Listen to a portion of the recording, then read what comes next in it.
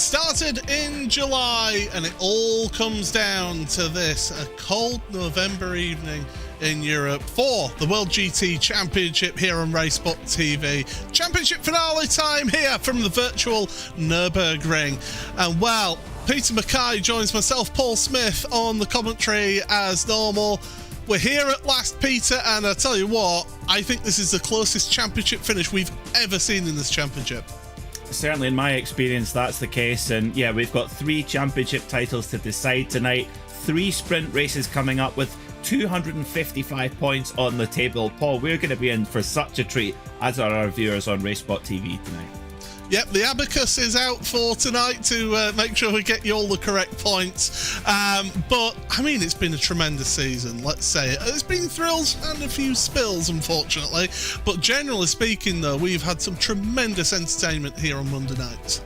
That we have, absolutely, all the way up and down the grid. Of course, we've got 3 championships going on at once. Pro, Pro-Am and Am, all have been equally entertaining. A great spread of drivers. And a real change in the form book throughout the season as well. A lot of that comes down to machinery, but also some real drivers coming really on an upward curve on their performance level as we reach the end of the season.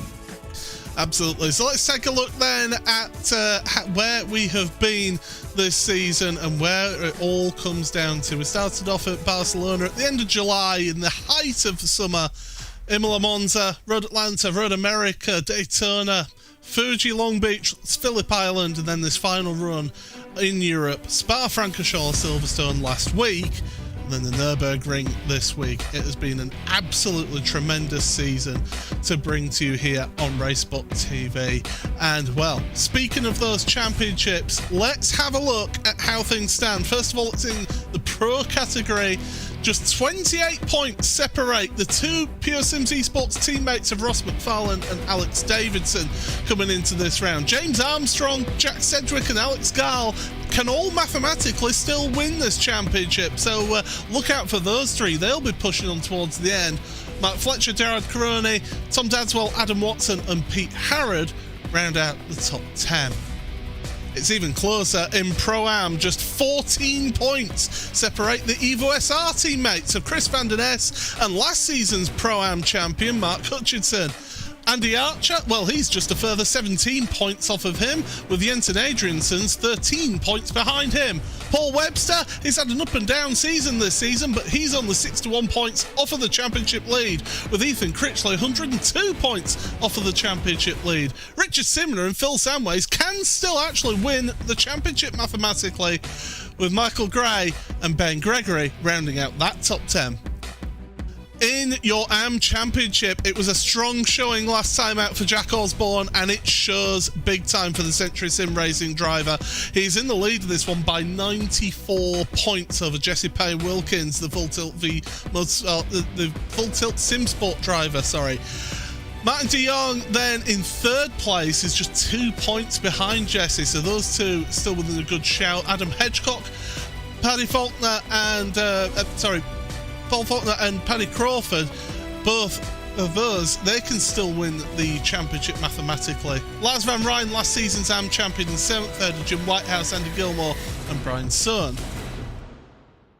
Teams Championships, well, that's one champion that we can announce straight away. Pure Sims, they're untouchable. 680 points ahead of the Maradna Satellite E-Stars team. That's a championship one for Pure Sims already, so they'll be delighted with that. The Pro-Am Teams Championship, well, that's still on the line here. Evo SR, they currently have a 122-point lead over Century Sim Esports. Century Sim Racing are 127 points behind them, with DCW Racing still with a mathematical chance of winning the Pro-Am Teams Championship. I mean, we've said how close it is, Peter. You look at the wins that your top 2 have had. Ross McFarlane 5 wins compared to Alex Davidson's 4 wins. There's very little that separates those 2, and there's no drop scores now. Whatever you score tonight, that's what you take to the final score.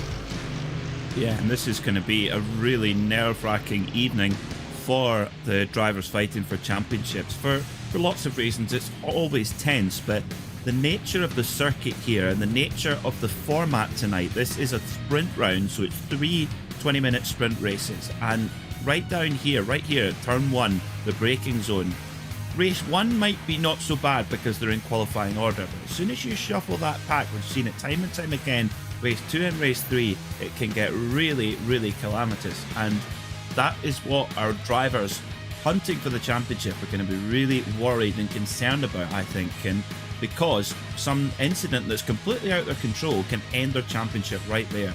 And like you say, there is no time to recover, there's no drop scores. This is the night it all comes down to this.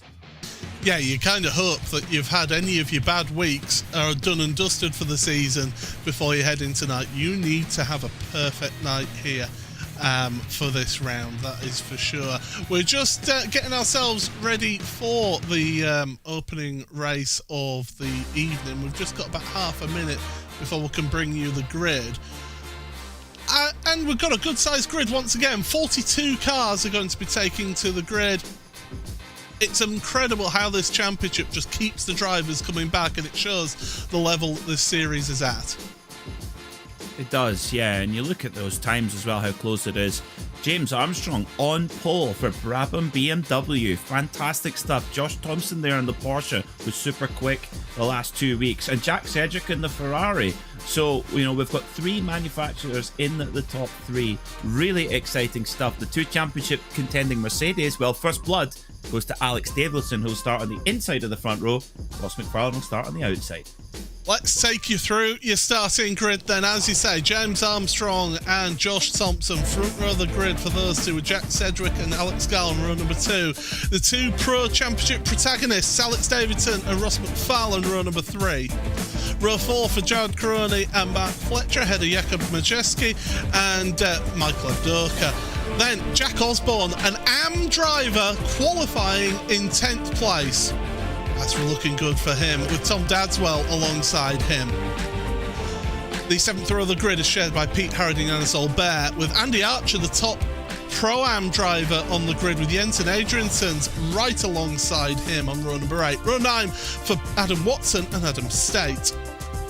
10th row of the grid for Ashley Finch and Chris Van Den Essie, Pro-Am Championship leader. Paul Crawford and Martin de Jong then on row number 11, ahead of Mark Hutchinson and Paul Webster on row number 12. The 13th row of the grid is shared by Mark Woodhouse and Phil Samways, with Jesse Payne-Wilkins and Andy Scheel on row number 14. 15th row of the grid is Ben Gregory and Patrick Faulkner. Tim Perry and Lee Berridge on row number 16, ahead of Adam Hedgecock and Andy Gilmore on the 17th row of the grid. It's row 18 for Jim Whitehouse and Lars van Rijn. Jeroen Kaiser and Michael Gray then share the next row of the grid on row number 19, with row 20, Richard Simner and Tom Brown. The last 2 on the grid, and this could be big for Pro-Am, Ethan Critchley all the way at the back of the grid, along with Timothy van der Broek. As I say, 42 cars. 1 car actually hasn't taken to the grid, and that's Jakub Majewski. So we're missing 1 car from the Maradna Satellite E-Stars team. There's your conditions: 24 degrees track temperature, 18 degrees air temperature. Ideal conditions here, Peter. How are you calling this opening race very quickly? Well, I think it's going to be hard to keep Josh Thompson at bay. He's been so quick in that Porsche, but it's going to be impossible to call between Davidson and McFarlane. They're so close on time, and it's just going to be who executes on the day. It's BMW, Porsche, Ferrari, Porsche, Mercedes on the front 3 rows of the grid. James Armstrong gets us underway for the opening race of the evening here in the World GT Championship. Down towards turn number 1 they go. It's going to be a hard braking zone, tight hairpin. You got to remember, cold tyres, cold brakes. Can there be no contact? There's contact for one of the Sims cars. It's Alex Davidson. It's the worst possible start for one of your Pro Championship contenders, and he's going to fall all the way to the back of the field. Alex Davidson, that could well be the end of his Pro Championship aspirations. Meanwhile, at the front, James Armstrong and Josh Thompson, they're going side by side. Thompson just chops across the nose of the Brabham Esports driver, and Josh Thompson gets a little nerve up the back of the car for his nice work there. Down towards the Dunlop hairpin. Oh, we've got cars scattered across the track. Further back, Jesse Pay Wilkins. That's one of your AM Championship contenders. He's had trouble here already. This opening lap, Peter, is having huge implications. You bet it is. Amazing move there from Josh Thompson at the Ford curve. Really audacious, and Josh is just driving with such confidence and such swagger at the moment as, slow down penalty for our pole setter James Armstrong. So he's not been able to hold on to the lead from pole position, and he's made a mistake going across track limits, and he's been given a slow down penalty. So disaster for the Brabham BMW. So Thompson leads from Sedgwick from the Porsche of Alex Gall. But what happened to Davidson? It's a tangle between Woodhouse and Berridge, two guys. Kaiser and Berridge. We've had a day to forget already, but for Davidson, absolute disaster. We knew that turn one was going to be a problem here, and it's proven such. Well, as we go across the line, it is Thompson from Sedgwick with Alex Gall in third place. Ross McFarlane then, Pro Championship leader, in fourth place, but he has got Mark Fletcher behind. He is loitering. Michael Evdoka, he'd love to get a few spots here. Adam Watson, charge off the line straight away, up 7 places into 10th place for the Altitude Esports driver. There he is. And, well, he is looking forward, not backwards here. And he has got Jack Osborne. Osborne, for me, right now, all he's got to do is play it safe. He doesn't need to do much because he's so far ahead of the rest of the AMs. Yeah, he's definitely. He's in the same position that Pecco Bagnaia was in the MotoGP yesterday. He just had to literally drive it to the finish. He's got a 94-point lead coming into this race. Jesse Payne Wilkins is off. I'm sure the Jack Osborne spotter has told him that, to say, you just keep away from any contact or controversy. If someone wants to go past you, let them go. You do not need to fight for these points. Amazing stuff to see an AM Class driver in the overall top 10 on pace merit. This isn't a reverse grid race. This is qualifying order. Remarkable stuff. Yeah, the progression that we've seen Jack Osborne. Here we go. Here's a replay, and it's a dive down the inside. Oh, it's just the slightest of touches. I'm going to say that's a racing instant for me. 100%. It's turn one, lap one. And it's not like it was a dive bomb where he's absolutely sent it down the inside. It's the slightest of touches on a car that is got weight transfer happening mid-corner, and that's all it takes. Yeah, 100, totally agree, Paul. And it just shows you how much of Russian roulette it is into that turn one. It's when you're firing 50 GT3 cars down into a very tight first gear corner, it is inevitably going to be contact. And talking of contact, there's plenty of it there, as well as the whole field checks out. And there's, of course, Alex Davidson. He's caught up in all of that, so he's held up even more.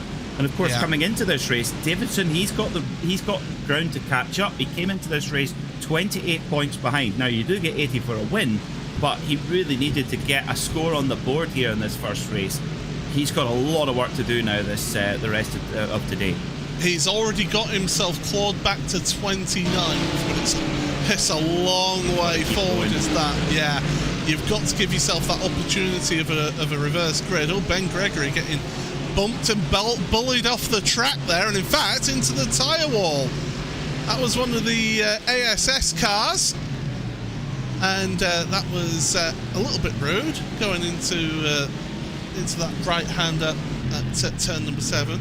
That's not how you treat a series veteran. Someone who's attended every single series of the every season, of the World GT Championship. And it's not the way they should. He should have like a special veterans pass where he's not. You can't nerf him in the wall. It's just not fair. But of course, he did claim the AM Championship in the World Touring Car Series on Thursday evening, so he does have other reasons to be cheerful. Fastest lap of the race, the Porsche Alex Gall. Very tight at the front. The top three, Sedgwick, Thompson and Gall, as Sedgwick goes past Thompson like he's standing still.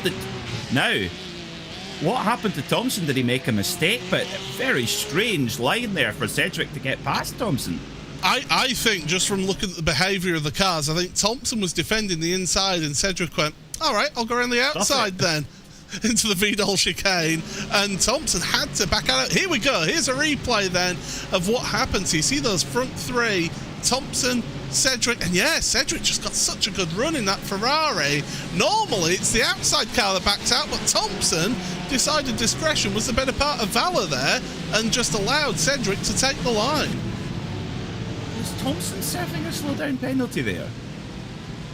It's very hard to say. Very hard to say. I could be wrong. It just seemed that this on the straight there seemed a little bit more sedate pace. Perhaps not, but nevertheless, Cedric, what a move. Get the job done. I mean, slow down penalty or not, that takes big guts to go around the outside there and slot through that very narrow chicane. But Jack Cedric in the Ferrari has had a great finish to the season as we ride on board with James Armstrong. Oh, there's Brabham merch, Paul. They've got Brabham merch. Oh, I mean, yeah, I think we know where me and you are going to shop, aren't we? That's an absolute. That's just a hint, guys. Yep. If you need to get rid of any, 2XL for me, please. Yep, same here. Yeah, James Armstrong. Do you know what? He'll be absolutely kicking himself though for making that mistake through the Schumacher S on the opening lap, getting himself a slowdown penalty. The worst lap to get yourself a slowdown penalty on is the first lap. That is fact here on iRacing. Because it always goes by your average sector time. Well, you haven't got a sector time on lap 1, so it just gives you a nominal time around the outside. Wow, we've seen some brave stuff. There's a car off. Is that Josh Thompson who's been off after the chicane? I think it is. Meanwhile, James Armstrong with a sterling move there on Michael Evdoka. But Thompson's dropped down to 4th now behind both Alex Gall. And look, yeah, it's a mistake at the chicane from Thompson. Whether there was contact, I'm not 100% sure. But Thompson, yeah, was off track, and Ross McFarlane giving him a wide berth there, saying, do you know what? I don't need to fight this. No, he's got the points in his pocket here. Ross McFarlane needs to minimise the risk. He's in a superb position right now in that Pure Sims #1 Mercedes. Tell you what, I didn't think you'd see a move around the outside at that Vidal chicane, but to see it twice in 10 minutes is quite remarkable. I think we'll call Cedric and Armstrong the trailer park girls. Jack Cedric has pulled out a bit of a gap there. I'm going to miss Monday nights. Cedric has pulled out about 1.5 seconds at the front of the field, and then you've got this queue of cars. Alex Gall, Josh Thompson, Ross McFarlane, Mark Fletcher all together. There's a little bit of a gap back to James Armstrong, Michael Evdoka, Jared Carone. Adam Watson has made his way past Jack Osborne, and in fact he's going side by side with Jared Carone. In fact, Watson, I think, has taken a trip across the kitty litter at the Schumacher S. Yes, he has, and he comes back on alongside his teammate Tom Dadswell. Yeah, the A Watson plus 0 on your pit board is enough to give you the shivers. He's always always exciting, is Adam Watson. Sometimes steps across the line. I think the last round he maybe was in that kind of dimension and copped a bit of stress for it. Oh, off again! Goodness me, Adam Watson just overdriving a little bit there as well. It seems a few drivers just getting caught out on the faster corners on that latter part of the circuit. He needs to just calm himself down, which is going to be a tall order for anybody if they're spotting for him. It's just you need to get yourself composed, and I think he's a little bit rattled at the moment, is Adam, as I believe that was Albert moving ahead of Dadswell in front. Albert then up to 10th place right now. There we see him with Tom Dadswell right behind. Dadswell's not giving this one up, the Altitude Esports driver. It's great to see these fights going on. Oh, Dadswell's got a good run. Out of turn 4, he's got the inside line for the left-hander. Albert can hold it out there. Oh, no, and contact made between the two of them.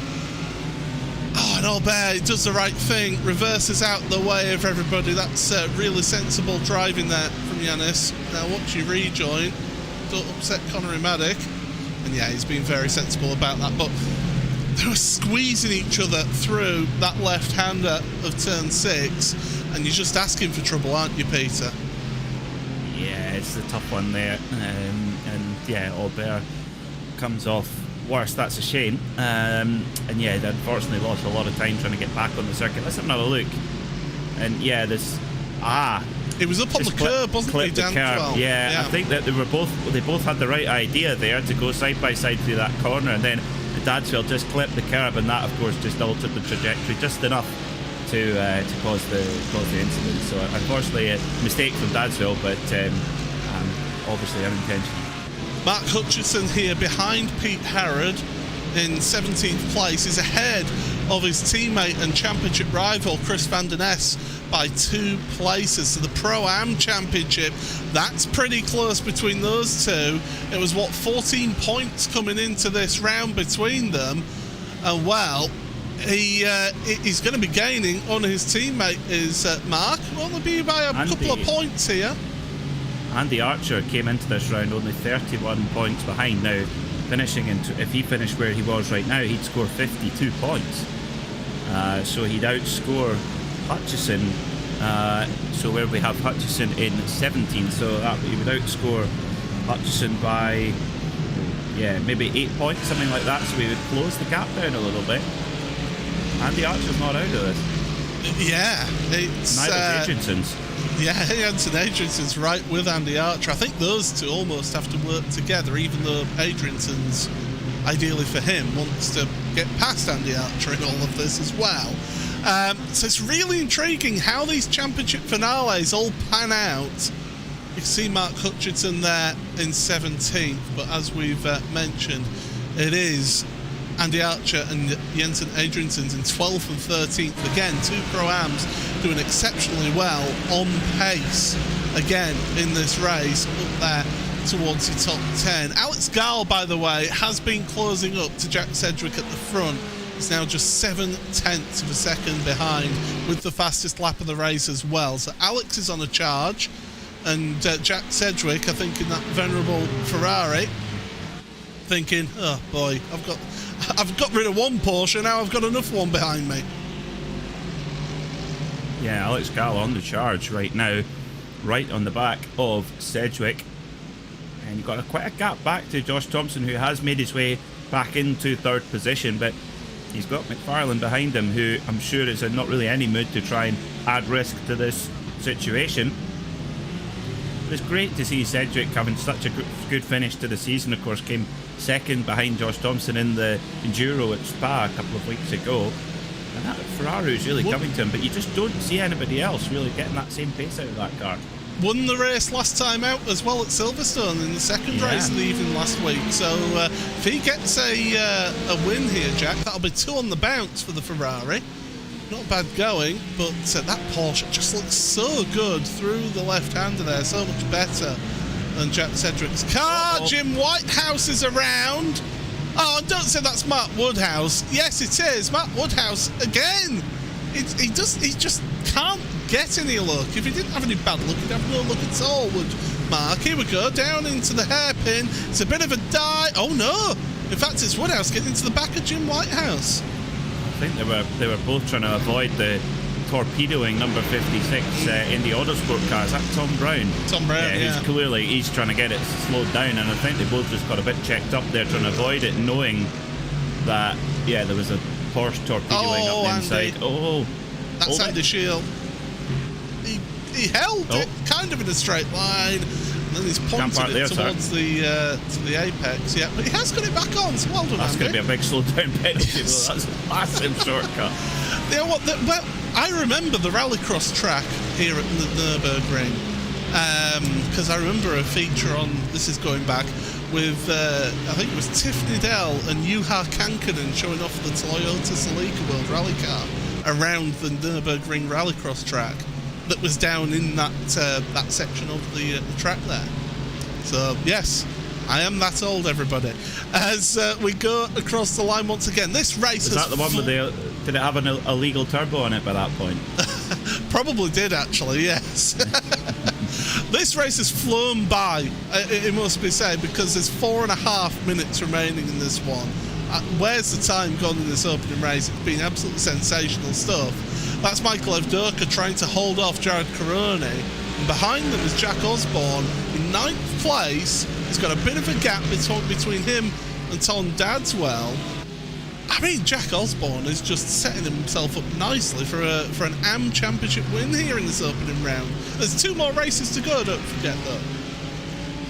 Yeah, Osborne could actually, well, depending on how the rest score, he's going to put himself almost out of reach in the AM Championship. If he can finish in 9th place, that'll bag him 60 points, which is significantly more than any other rival in the AM class, let alone Josephine Wilkins is closest. Where's Martin de Jong? He's in 21st, so he's set to score 42 points as opposed to the 60 of Osborne. So that would open up the gap to 114 points at the lead with a possible 160 on the table. So it's looking very good right now for Jack Osborne.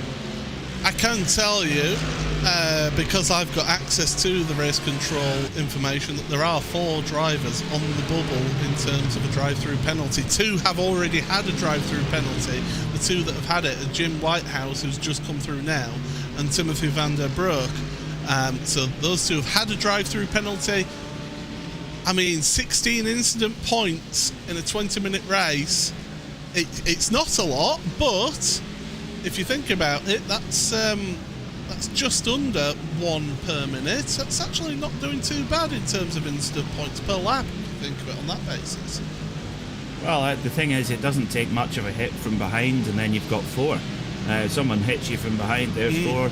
And before you know it, they accumulate. They really do. And the races where the contact is prominent. I tell you what, I'd love to know what if you applied the iRacing incident points to a DTM race at the moment. I watched the race back from the. Oh my word! It's. I mean, for £500,000 racing cars, they do hit each other an awful lot. Apparently, I actually spoke to a DTM driver earlier who said which is the series actually has to remember that these aren't factory teams; these are customer teams, and he said the costs have been off the scale this year because of the crash damage bill. And this is one of the very venues that the race at as well, is Nürburgring. So, now race lead is heating up here. We're coming towards the final lap. The start of the final lap of the race is going to be coming up shortly, and it's Jack Sedgwick by, well, you can see the gap visually on screen there over Alex Gall. Just a couple of tenths of a second between the 2 of them.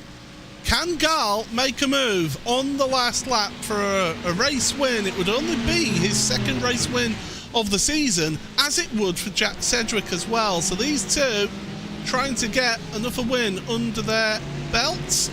As across the line they go out that final corner.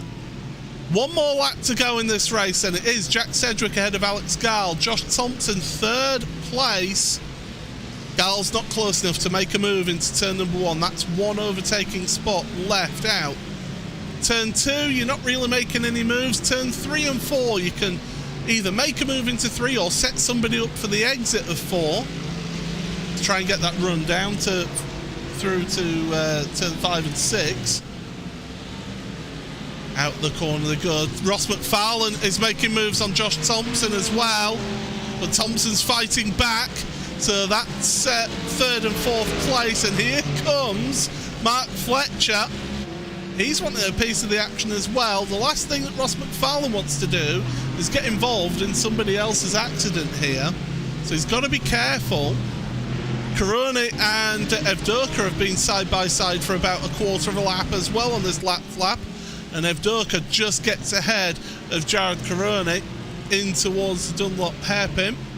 Onto the brakes, through that sweeping cambered hairpin, up the hill once again. But the front 2, they're in towards the final 1/3 of a lap here, and Jack Sedgwick, he just needs a good run out of this right-hander, get on the power nice and early, but Gall is right there with him. He's got a slipstream, a very good slipstream as well. Can he make a move into the Vidal chicane? Well, we've seen the move around the outside work. We've seen moves on the inside work. Gall's having a look, but not going to happen. 1 more opportunity, but Gall's fallen back. He made a mistake through the chicane. So, for the 2nd week running, Jack Sedgwick is going to be a race winner here in the World GT Championship. Across the line, He'll be delighted with that one. Ahead of Alex Gall, but under serious pressure, Josh Thompson finishes off your podium in 3rd place. Look back though, there's Jack Osborne flashing the headlights. 9th place and an AM win for him. And Jensen Adriansons did get ahead of Andy Archer to take the Pro-Am win here, Peter. Oh, big move there from Adriansons as well, stamping his intention on catching the Pro-Am Championship lead. So it just gets even closer there. P12 for Jensen Adriansons as well. So both him and Andy Archer will pull time in to Chris Van Den Ness and Hutchison as well. But Davidson, where did he get to? 25th. I mean, he fought hard. Is that going to be enough for a reverse grid? I mean, it is in the lap of the spinny wheel gods now, isn't it? Yeah, it is. It is an opportunity to get a reverse grid as well as 25. Not as high a chance as if you finished further up the field, though. But here we go. That wheel slows down. Oh, could it be? Oh, he'll be hoping that it doesn't go on to 23. Is it going to stop on 30? I think it is, you know. So 30, it's a big reverse grid here in the World GT Championship. There we go. 30th place then. We'll go through who gets pole position for race number 2. But first, let's give you your provisional results of race number 1. It is Jack Sedgwick for NX Racing who wins in his Ferrari by half a second over Alex Gall's Maradna Satellite E-Stars Porsche. Josh Thompson for Team Redline, 3rd place, also in a Porsche, ahead of Ross McFarlane. Pro Championship leader, that's big points scored for Ross McFarlane. Mark Fletcher ahead of James Armstrong, our pole sitter, who made a mistake on lap 1, dropped him down the order, ends up in 6th place. Michael Evdoka ahead of Jared Caroni. Those two were fighting pretty much the second half of the race. Jack Osborne in his Century Sim Racing BMW, your top AM, on pace in 9th place. That could be one step towards an AM Championship win for the Century Sim Racing driver. Adam Watson for Altitude Esports rounds out the top 10. Tom Dadswell then, 11th place, ahead of your top Pro-Am for this race. It is Jensen Adriansons Indy Autosport Red BMW, a 12th place overall. That's a win in Pro-Am, ahead of Andy Archer, a Century Sim Esports BMW. Those two could not be separated all race long. Adam State ahead of Pete Parrott, with Ashley Finch in 16th place. Mark Hutchinson, another one of those championship contenders in Pro-Am, finishing in 17th. Paul Crawford, 18th place for him. It's the next AM driver, ahead of Pro-Am championship leader Chris Van Den Ness. Paul Webster in 20th place. 21st for Martin de Jong, ahead of Phil Samways, with Patrick Faulkner in 23rd. Richard Simner ahead of Alex Davidson, 25th after starting on the 3rd row of the grid. Ethan Critchley had to work his way through from the back of the field to finish 26th, ahead of Tim Perry.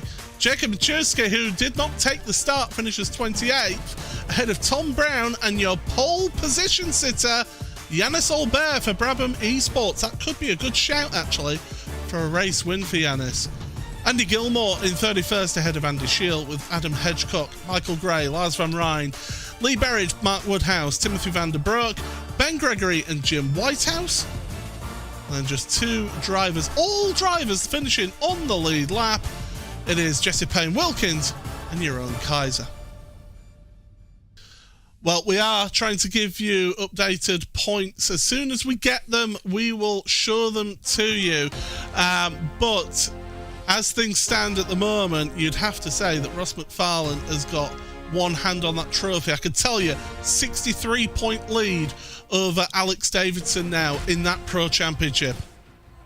Already? Goodness me. So it's gone from 28 to 63. That is, like you say, Paul, that is a huge difference. However, you know, we're going to see Alex Davidson start from the 3rd row of the grid here. Meanwhile, Ross McFarlane's right back in the melee. Same thing could happen again, and we flip the order once again, and all of a sudden Alex Davidson gets a reverse grid, Ross doesn't, and we go into a finale, and who knows? It is all to play for certain. But that Pro-Am battle, that's just the gaps there have shrunk in again. Pro-Am, I think, is going to be the battle to watch between Van der Ness, Hutchison, Archer and Adriansen. Well, let's just talk about the Pro to start with, because it is just down to the front two now of Ross McFarlane and Alex Davidson. Ross is going for a 4-peat. 4 in a row is what he's trying to achieve here tonight in the World GT Championship. Alex Davidson looking for his first championship. Jack Sedgwick and James Armstrong, exactly the same points. They cannot be separated. That battle for third place between them and Alex Gall is on for the rest of this evening. Just 9 points separate third and fifth place. Absolutely sensational in the Pro standings. You mentioned Pro-Am, Pete.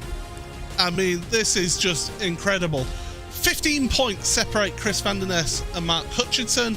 Andy Archer is a further 11 points off of Hutchinson, with Adriansen's a further 12 points off of Andy Archer. Paul Webster's still got an opportunity, being 65 points off of the championship lead. And then Ethan Critchley, mathematically still within a shout, 117 points off. So 6 drivers can still win that Pro-Am championship.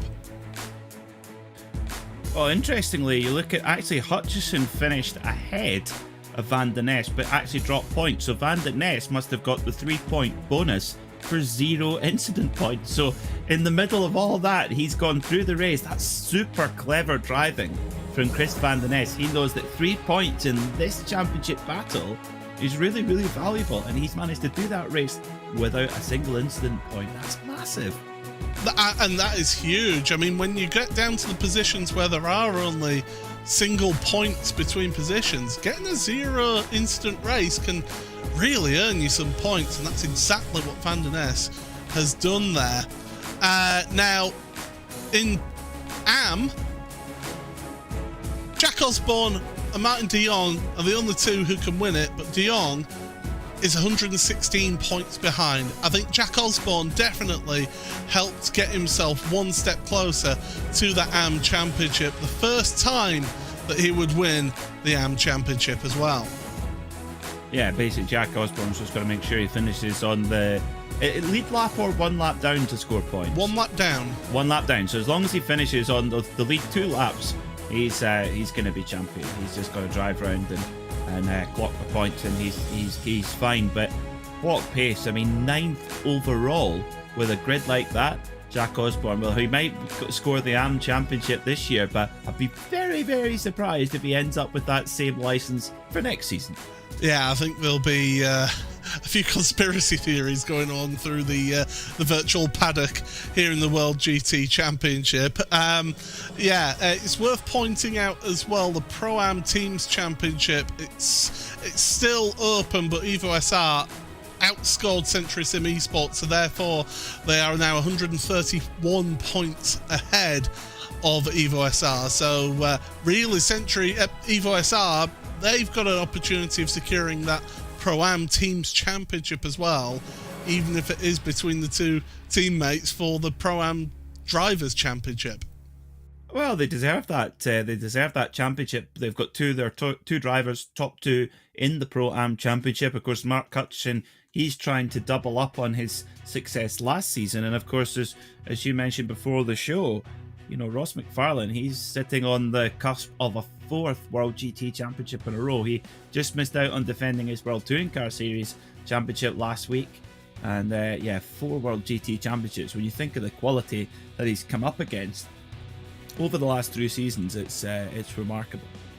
Yeah, I mean, you think even look back to last season, you had, of course, Luke McKeown coming in to the championship, putting on a heck of a performance, but Ross ended up winning that championship last season. Breaking news, of course, if you are in the YouTube chat, Michael Evdoka will not be taking part in the second race of the evening. He has selected the wrong car for the session, so that means that he's not able to take part in race number 2 of the evening, which will mean, of course, that race 3 of the evening, he starts right at the very back of the grid. Whoops. Yeah, that's a bit of a shame there for Michael Evdoka, and it's a tricky one for him because, you know, he's the team's championship is sewn up for Pure Sims, and his two teammates are fighting for the drivers' championship, and I don't think he wants to really have any involvement or any kind of conjecture whether if he's helping one over the other. I think he'll be almost quite glad to start at the back and have a charge through for a bit of fun, and also enjoy this race too on RaceSpotTV. You can sit and watch the race as it happens for a change. I mean, it's been a bit of an up and down season for Michael, hasn't it? Really, he's 12th coming into this race in pro standings. He was one of those who was looking like he could potentially be a championship contender. Don't forget Pure Sims, I think it was at Monza where they had that 1-2-3 in the opening race of that evening, and even in the second race getting a 1-2 in that second race as well. He looked like he could have been somebody involved in that championship fight, but things just haven't really gone his way, unfortunately. No, and I think it all comes down to that consistency, that relentless consistency that Ross McFarlane's always had. That's why he's had 3 championships in a row up to now. But that's something that Alex Davidson has brought to the table in spades this year too. He's everything that McFarlane's been able to do. Davidson's been right there as well, scoring those consistent points, finishes, and not just points finishes, scoring podiums. Scoring the big haul of points in race 1. And Evdoka's just been that slither behind. Not much, it's a tiny margin, but at that level any giveaway will be punished. But as we've seen, look at Corentin Guinness in the World Touring Car Series. Yeah. Just missed out on the championship last year, came in this year, and just that last 1% to be at the very top of his game, he brought it along and he was untouchable. So as we go from season to season, it is amazing who comes out the blocks and can surprise from time to time. Absolutely. We are getting ready for the second race of the evening. We've got 1 minute and 39 before we get ready for the grid here, Peter. So if you're Ross McFarlane and you're starting down in 26th place, what is your outlook to the start of this race? Is it just purely survival and then get whatever points you can? Yeah, it's all about survival. When you've got a 69-point lead, you don't want to give anything away because it's all for Davidson to do. And Ross will know that. He's super intelligent. He's so smart. And, he's probably going to take a leaf out of Josh Thompson's book from Imola, where I think he literally parked up and put it in neutral while all hell broke loose at the opening chicane at Tamburello. So a similar thing could happen here. Ross has just got to make sure that he's got a bit of a force field around that number 1 Mercedes, because he's going to need it in that opening couple of corners.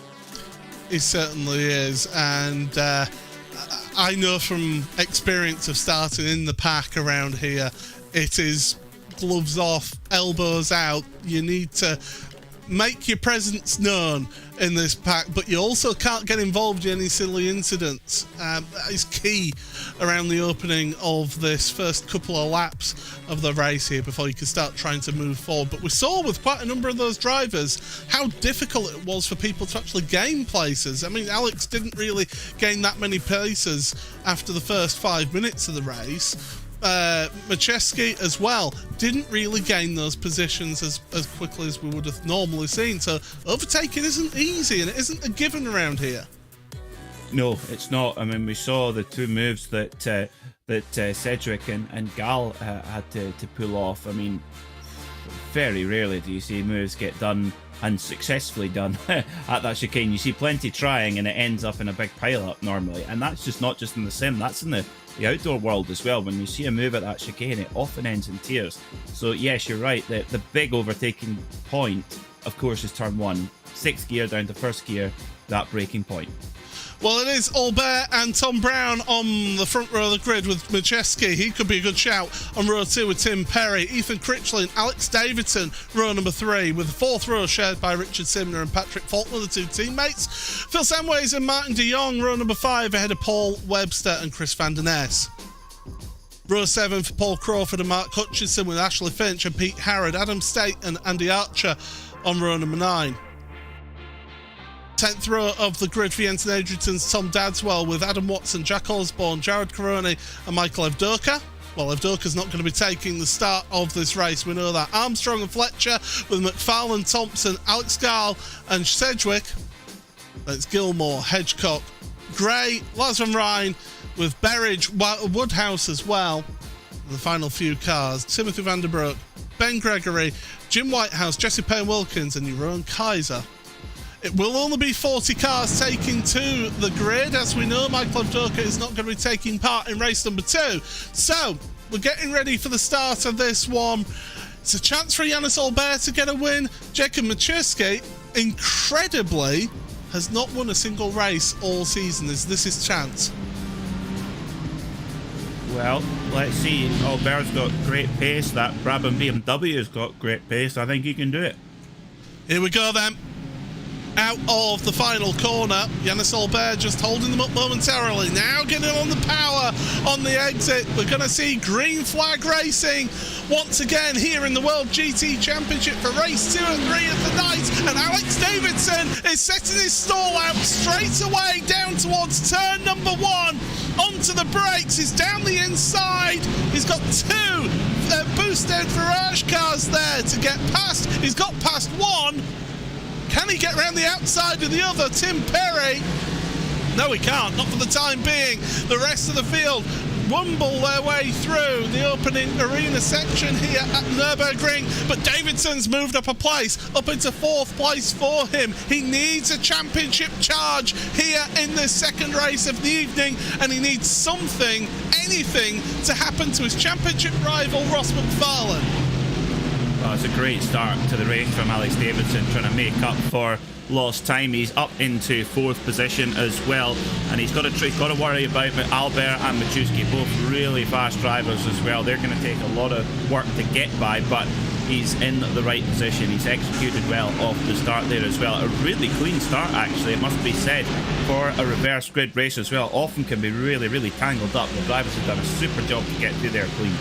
Jacob Maczewski has taken the lead in this race, and so he's managed to get ahead of Yannis Albert. That's James Armstrong, his teammate, in the wall and out of the race. Oh, the Brabham Esports driver has had a bit of a mare, and speaking of mares, that's Adam Watson going spinning around. Oh, he's got a Century Sim Racing car avoided him. I think that was actually Jack Osborne, it was. So your AM Championship leader having to narrowly avoid a spinning Adam Watson, but at the front it's Maczewski, Albert, Brown and Davidson across the line as quick as that, and there's a little bit of a gap. Richard Simner and Ethan Critchley, 6th place. Lee Berridge is going from grass tracking now.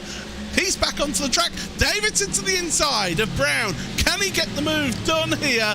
Brown, he can try and hold it out around the outside, but Davidson does not give him the option there.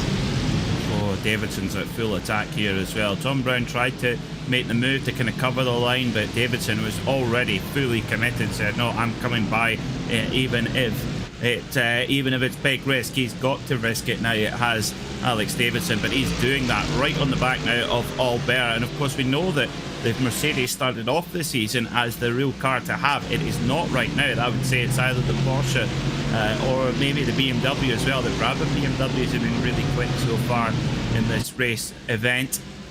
But Davidson tried doing exactly what he needs to do. McFarlane down in at 25th, but of course that still gathers him points. It still gathers him 38 points, even if he were to finish there. Josh Thompson and Mark Fletcher are both on a flyer. Fletcher up 10 places, Thompson up 11 places in this race. So they're early movers in all of this this second race of the evening. There's one more race to come tonight. After this one, there's a Century Sim car across the gravel. And was that Jensen Adrianson's getting involved in there? It was one of the Indy Autosport cars. And I believe it was... Oh, it spun around! Around goes the Indy Autosport car, and it is Jensen Adrianson's, one of your championship contenders here in Pro-Am. He's dropping down the order now. He's down to 38th. Oh, Adrianson's really could not afford that. He had, coming into this race, 38 points back in the Pro-Am title run, and yeah, that's going to give him a lot of work to do over the next 60 minutes and potentially puts him out of the picture. We'll see. Richard Simner sets the fastest lap of the race in the DKW BMW, so lots of BMWs near the front going quick. Ethan Critchley just sets the fastest lap of the race as well. in 6th position overall. But I tell you what, Machuski, he's looking good at the front of the pack there, Paul, in that All-Stars car. Yeah, and he's actually pulling away slightly as well as Jakob, so doing a good job. Speaking of good jobs, Josh Thompson is going around the outside of Adam State right now. He's going to have the inside for the next right-hander, and that's the position gain for the Team Redline Porsche. So he is moving forward in this one. 12 places gained. Mark Fletcher right in front, 11 places gained. Those two are both on a hard charge for this second race of the evening. Jack Sedgwick up 11 places as well. Ross McFarlane, he is playing things conservatively. Only gained 4 places. That's up to 23rd. For Ross McFarlane. So the Pro Championship, I mean, things could still swing. You never say never in this one and in this championship. Tom Brown, your best Pro-Am, in 4th place ahead of Richard Simner and Ethan Critchley. They're both Pro-Ams, 5th and 6th place overall. And Lee Berridge has stopped out on track. There he is. He's going to get back up and running. Lee had, I think, one good week, had a really good week one week, and then it just all has not worked out for him as the AM driver. Your top AMs, by the way, Paddy Faulkner and Martin de Jong, 8th and 9th places at the moment. Here's a replay, and it was one of the Angry Sheep simulation cars getting into the back of Lee Berridge there. Got rammed there, unfortunately, to Lee Berridge. 14 minutes to go then, so it's all been happening in this opening quarter of the race. Ethan Critchley, the fastest lap of the race, in 6th overall. Davidson, he's in a good spot as things stand, but needs to win this race if he wants to have any chance of running down Ross McFarlane for this championship. And that is a great battle between Simner in the 24 and Critchley in the 97. Both BMWs, of course, one for DCW, and one for Century Sim Racing. I think DKW, that was part of the old Auto Union. DKW Sonder class. Jim Clark's first race car. There we go. History lessons from Peter Mackay. Totally pointless fact of the day for you. I'm sure you've got about 2 or 3 more totally pointless facts coming forward. Oh, that's that Miranda Satellite E-Stars car around. Oh, was that Ross McFarlane that just got through? I think it was Ross that just got through in all of that. Back up and running. And which one of the Miranda's cars was that? It's one of the Mercedes. No, it's not Machuski at the front. I believe it's Adam State. No, it's the 54. And that, of course, is... no, it's not 54, it's 64. My eyes are getting away. Yeah, Adam State it was who had that issue. Oh, big wiggle. Lee Berridge and Adam both take to the gravel. And I think it was the Full Tilt V Motorsport car that gave him a bit of a scare. Certainly a scare indeed. And could that just be the story of this race day here, this the season finale of the World GT Championship, as Ben Gregory goes crash tracking as well. Ross McFarlane must have missed that spinning Mercedes by a whisker, and that whisker could be the difference between the outcome of this championship, because if he got caught up in that incident, Davidson, bang! Adam Watson. Oh dear. I think to be fair to Adam, I think Adam State was trying to get to the pits, and Adam had turned to the inside, got a run on the inside, and 2 lines converging is always going to end up in contact. Yes, yeah, that's the type, not the type of sports car convergence that we're looking for. God, we're not even at half race distance yet of the second sprint. Now we're at the Pro-Am Championship. Where are we? Chris Van Den Ness still a couple 50. Of points, a couple of positions behind his teammate Andy Archer. Yeah, he's behind them as well. So this is playing into the hands of Hutchison as things stand. But maybe Chris Van Den Ness is playing. I'll just play the no incident point game again. Can I just point out, by the way, Josh Thompson is up 18 places into 10th place. He's only 10 seconds away from Jakob Majeski at the front of the field here. So Thompson, talk about hard charging. When he's in the mood, as we've kept on saying, Peter, when he's in that mood, he is untouchable. And I think tonight he is in one of those moods. Certainly, It certainly is. Well, Machuski at the moment opened up a really good gap. His best lap of the race so far, 152.6. The 3 cars behind him have not set the best lap of the race because they've obviously broken track limits on each time. Yeah, that's it. iRacing, if you do breach track limits, it doesn't count towards a fastest lap. So that's why we're not getting best laps from second, third and fourth. That tells you how much they're pushing as well, because Alex Davidson is only a couple of tenths behind. Oh, you see more of a squeeze there. That's Mark Hutchinson trying to move on Fail Samways around the outside of 1. Can he get that done? Well, he's going to have the inside for 2, which will give him the inside for 3. And look at that. Mark Fletcher behind is trying to push him through because he wants to follow.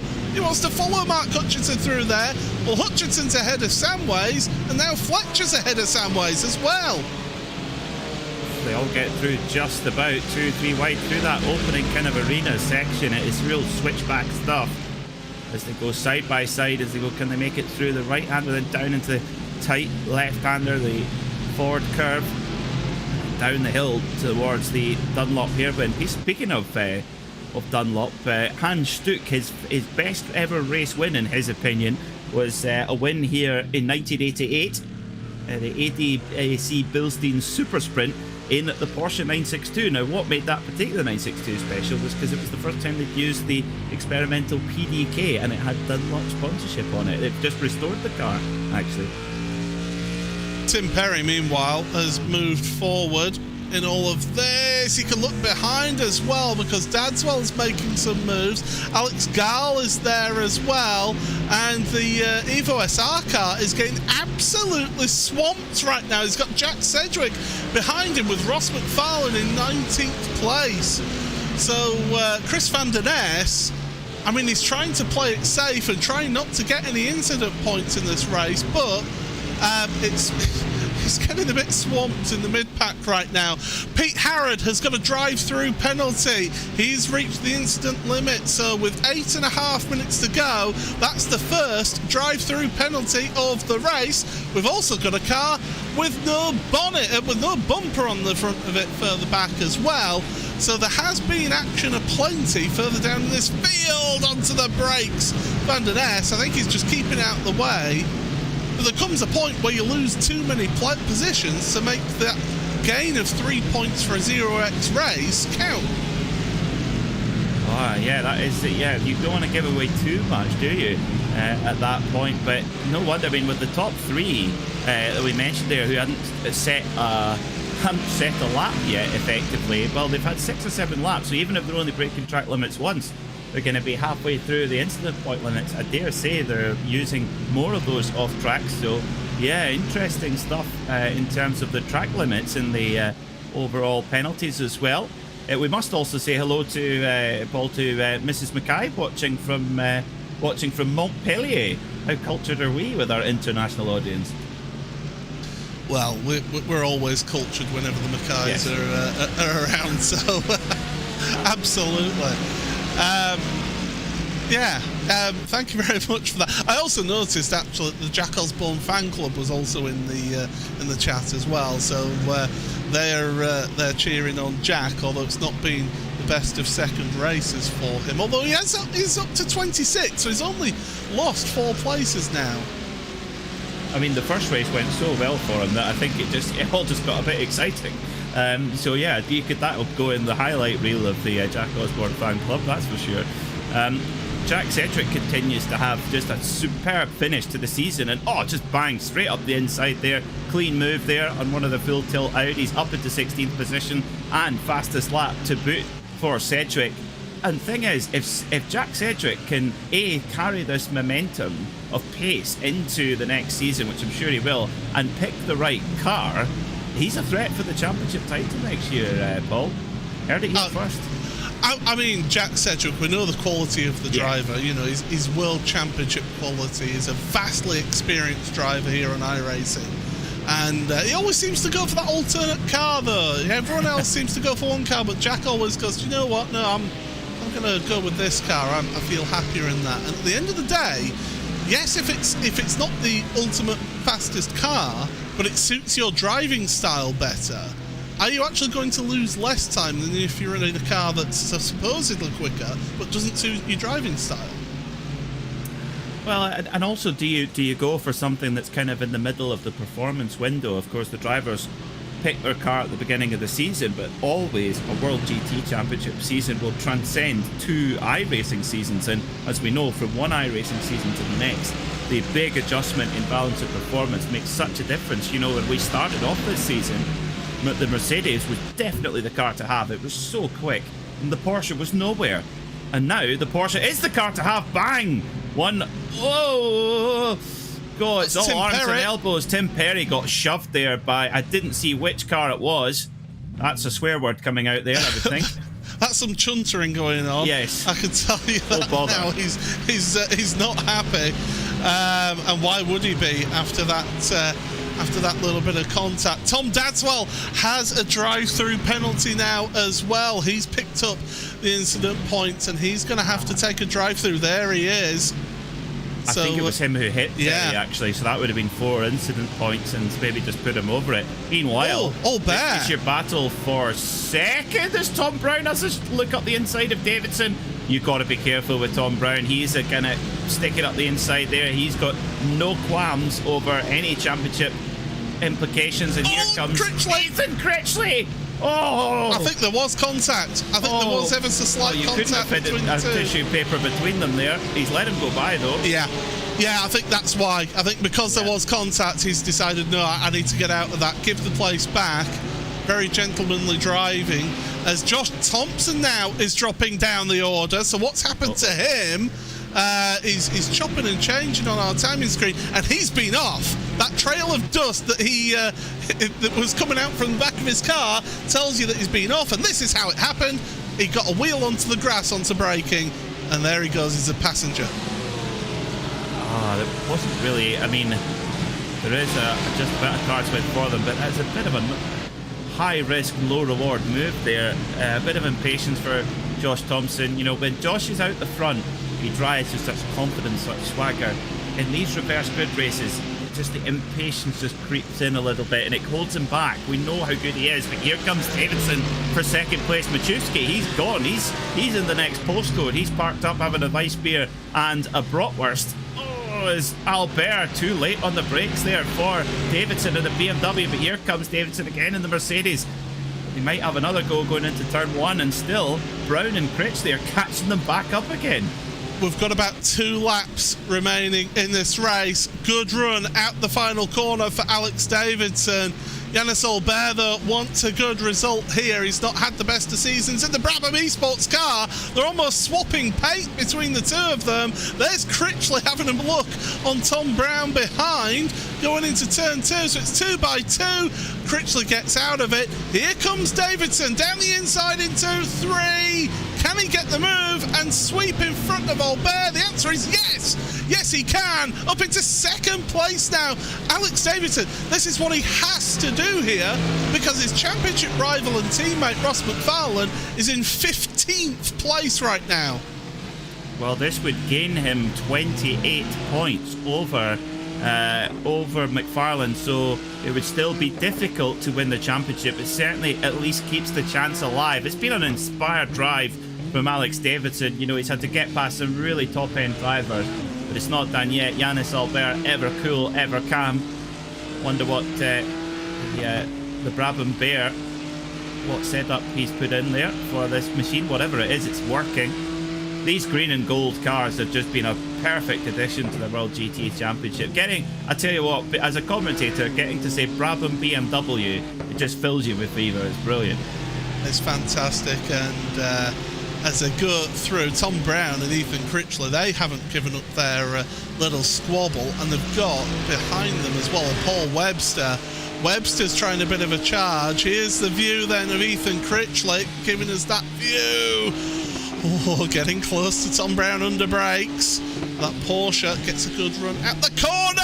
Oh my goodness, almost ended up in the back into the engine bay of that Porsche. We're starting the final lap of race number 2 of 3 of the evening, and it is Jakub Majerski, who's now got a 8-second lead over second place Alex Davidson, Yannis Olber in third, and then you've got the top Pro-Ams here, Tom Brown, Ethan Critchley, Paul Webster, Richard Simner, all together here on track. Matt Fletcher's making moves on Martin de Jong further back.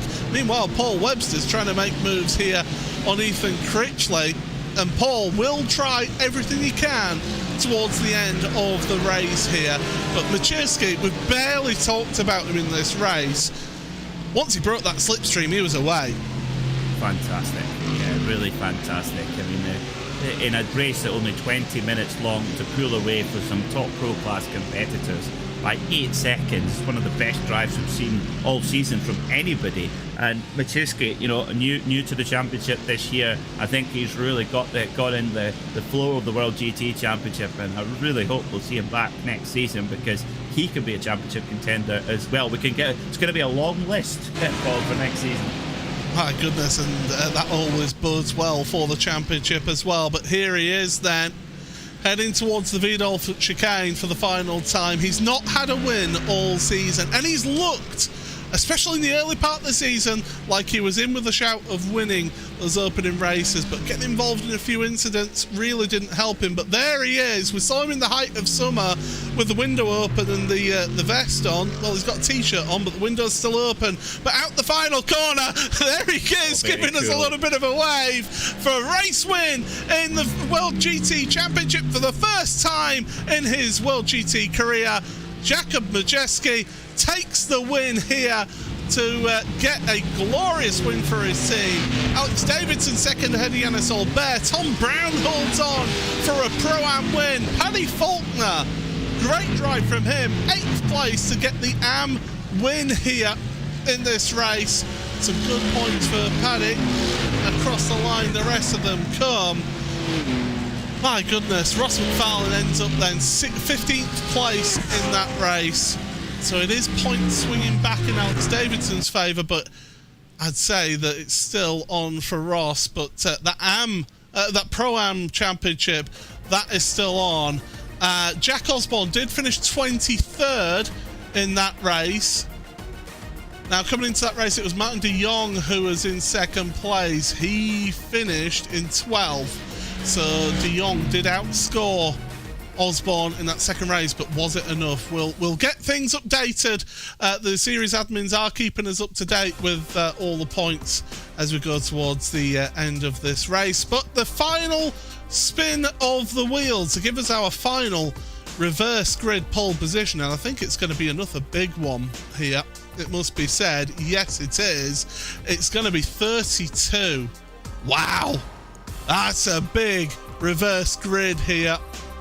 Only a couple more could have been bigger, but let's take a look at your provisional race results for race 2 of 3 of the evening here in the World GT Championship. Jakub Majerski then, who wins that race from Maradna Satellite E-Stars in his Mercedes, ahead of Alex Davidson for Pure Sims Esports in his Mercedes. Yannis Olber, that Brabham Esports BMW, rounding out the top 3. Your Pro-Ams are next. Your winning Pro-Am, Tom Brown for Indy Autosport Red in his Porsche, finishes in 4th place ahead of Ethan Critchley's Century Sim Esports BMW. Paul Webster in his Full Tilt V Motorsport Audi rounds out the top 6 and 3rd place in Pro-Am. Richard Simner then for DCW Racing in 7th overall, and then Patrick Faulkner for DCW Racing in his BMW, your top AM for this race, in 8th place. Josh Thompson 9th for Team Redline ahead of Matt Fletcher's Altitude Esports top 10, finishing BMW. In 11th place for Alex Gall, a good charge through the field for him, ahead of Martin de Jong, the 2nd placed AM driver in this finishing results for Angry Sheep Sims. Then it's Mark Hutchinson, Jack Sedgwick, Ross McFarlane, Pro Championship leader in 15th place. Your Pro-Am Championship leader, Chris Van der Ness, in 16th ahead of Paul Crawford.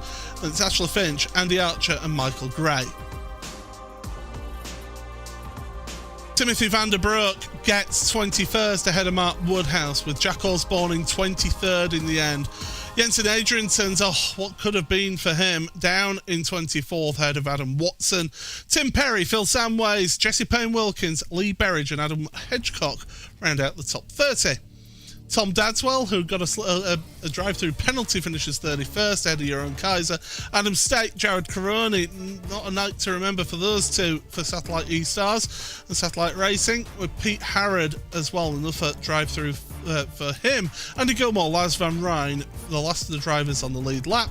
Ben Gregory, 1 lap down. He got a drive-through on the penultimate lap of the race, and he finishes 1 lap down. Drivers who did not finish, James Whitehouse and James Armstrong, who we saw have an incident, and Michael Avdoka did not take the race start because he picked the wrong car. So, points-wise, we're going to give you the points as soon as we can. I can tell you now, just looking at things, we'll get the graphic up on screen very shortly. 38 points separate Ross McFarlane and Alex Davidson. But now tables have turned for this final race. It's Ross McFarlane who's starting further up the grid, Peter. Yeah, very tight, very, very tight between them at this moment in time. It could go either way. It will require a problem for McFarlane and a good race for Davidson, but anything can happen in this last race. And Pro-Am, I mean, Mark Hutchison is only 10 points behind Chris Van Den Ness. Andy Archer 29 points back, Paul Webster 48, and 50 points back for Adrianson getting kind of taken out of that race. That really did put his championship hopes to bed, unfortunately. Well, there you see the pro standings then. Ross McFarlane is just 38 points clear of Alex Davidson coming into this final race of the evening. But it only takes one incident, like we saw with Alex Davidson in race number 1, and things can change on its head. Jack Sedgwick and Alex Gall, they're still fighting it out for 3rd place, just 3 points separating those two. James Armstrong moving off of those after his incident on lap number 1. And then it's Fletcher Crony, Dadswell, Watson and Albert rounding out the top 10 of that. Pro-Am, you're absolutely right there, Peter. Still 5 drivers who can still win this championship. Absolutely sensational between these. Just 10 points separate the two Evo SR teammates of Chris Van Den Ness and Mark Hutchinson. A further 19 points back is Andy Archer. A further 19 points back from him is Paul Webster. And 2 points back from him is Jensen Adrianson. It is as close as that in Pro-Am. Ethan Critchley, Richard Simner, Phil Samways, Michael Gray and Ben Gregory rounding out the top 10. And then it's congratulations are in order for Jack Osborne, who takes your amateur championship win. He is untouchable now. 102 points is his lead coming into this final race of the evening. It's a victory lap for him at the end of this evening. And what a day it's been. What a season. What an end to the season, should I say, it's been for Jack Osborne.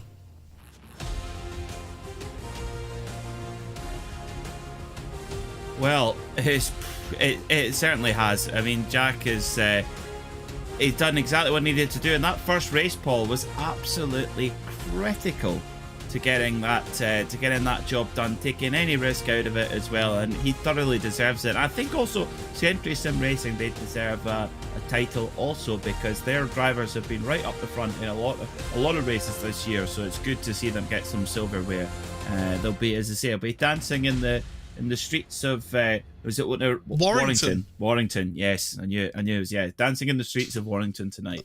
Oh, they'll be heading down the Rodney tonight, that is for sure. And I'm sure Andrew Voss will be joining them for a celebratory sausage roll and pie. But, wow, what an evening. What an end to the season. It is congratulations to Jack Osborne from Century Sim Racing on getting that amateur championship. So congratulations to him. His fan club will be celebrating that in the YouTube chat. But our attention draws to 2 other championships then. It's the Pro Championship and the Pro-Am Championship. Ross McFarlane has got half a hand on that trophy in Pro and could potentially get a 4-peat. Nobody's ever done that in this series. Alex Davidson, he's got a chance, but it's going to be a very long shot, and he needs something to happen to Ross in this race, in my opinion. Yeah, I think that's the case. Basically Alex Davidson has to win the race. That's the long and short of it, really. And he needs then McFarlane to finish worse than 21st. So it is a long shot, but we've seen we've seen several drivers be involved in incidents that were of no fault of their own, none of their own making. The Pro-Am, 10 points between two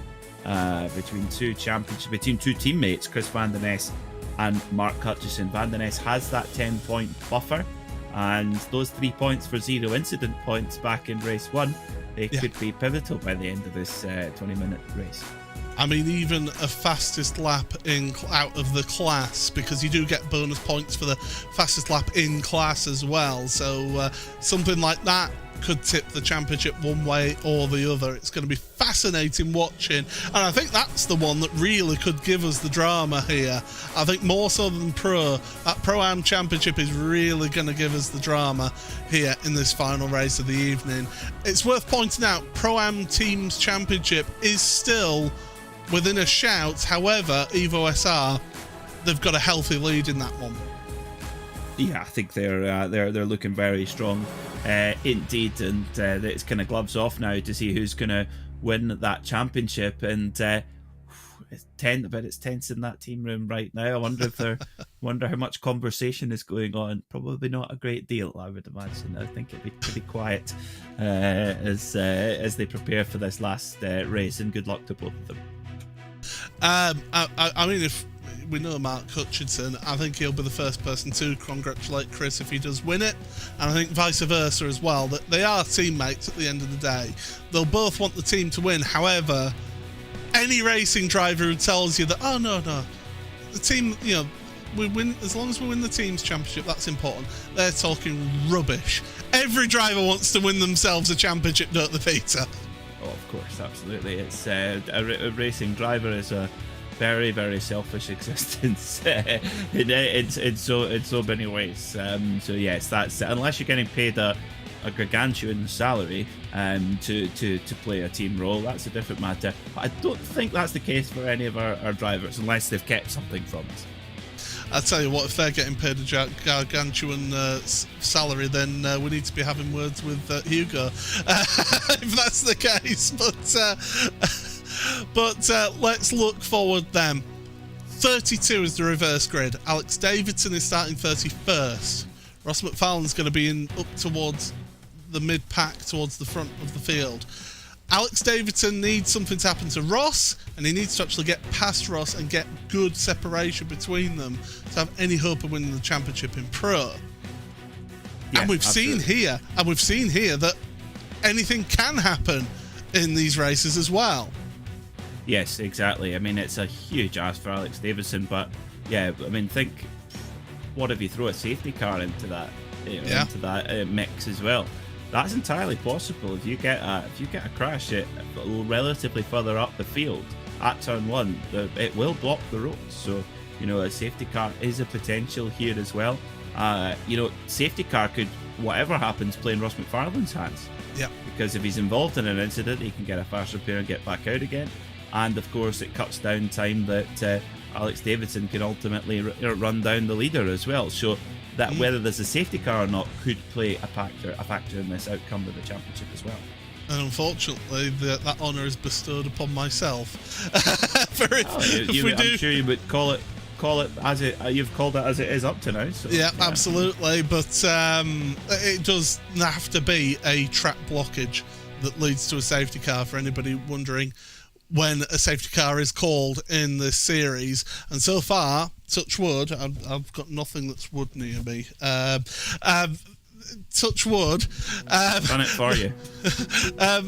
Hopefully we won't get that in the final race. Wooden. There you go. But, well, I mean, looking at the series as a whole, and this championship as a whole, we touched on it in the start, and I think these opening 2 races have shown what this championship can give us. It has been some entertaining stuff. I mean, those first two races have flown by. They have, yeah. I mean, I think it's a real privilege to be involved in this championship in the way that we are. We get to be the ones we're in the lucky positions where we get to call the action, we get to chat with the drivers, we get to see the stories develop over a season. We're incredibly lucky to be part of it, and we're seeing rising stars as well coming through, guys that can go from Am to Pro-Am and then maybe even on to Pro as well, and different teams coming to the fore too. And it's amazing how you get teams that look into the championship and go, oh, we need to be involved in this too. So the level is rising all the time, and the competition is there all the time. And yeah, it's really cool to be involved. I mean, some of iRacing's top drivers have raced in this season, you know, and past champions. Carl Janssen is one of those past champions for Core back in the day. Of course, you've had people like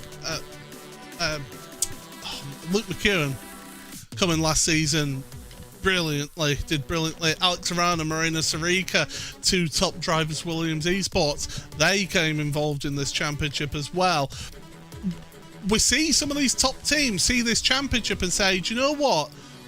It gives our drivers an opportunity to learn how to deal with traffic and be able to race against drivers who are maybe not quite as quick as our drivers. Some drivers pick it up straight away, some it takes a while. Yeah, I totally agree with that. And if you look at a lot of the special events that, for example, a Spa 24 Hour is all GT3 cars, you might have a field of 40 or 50 cars, and not all those 50 are going to be World Championship level. Maybe 15 might be, but not 50. So yeah, it does definitely sharpen the tool for sure. And also the more, it's a kind of snowball effect. The more top drivers that come to the fields, the more that then follow, and it grows on from there. But I think, as you've touched on many times, Paul, and I think you're absolutely right, the series mustn't lose its essence, just like sports car racing mustn't lose its essence in the outdoor world, because there are only so many top drivers. If you look in sports car racing, okay, it's more of a financial thing in sports car racing, where you've got pros and you've got amateurs, and that's more to do with the financial model. But you can apply the same logic to the sim as well, where you need to have a spread of abilities so that everyone racing can get the same enjoyment out of it, and that brings the whole championship up from a entertainment and from a participation point of view. If you are interested in this and you're thinking, wow, I want a piece of the action here, go on over to worldsimracing.co.uk, where you can find out information about the series, not just this series but also the touring car series that has just finished last Thursday night. So make sure you do check that out, worldsimracing.co.uk, and why not check out their partners as well that are involved in that one, and of course long-time series sponsor 3M as well.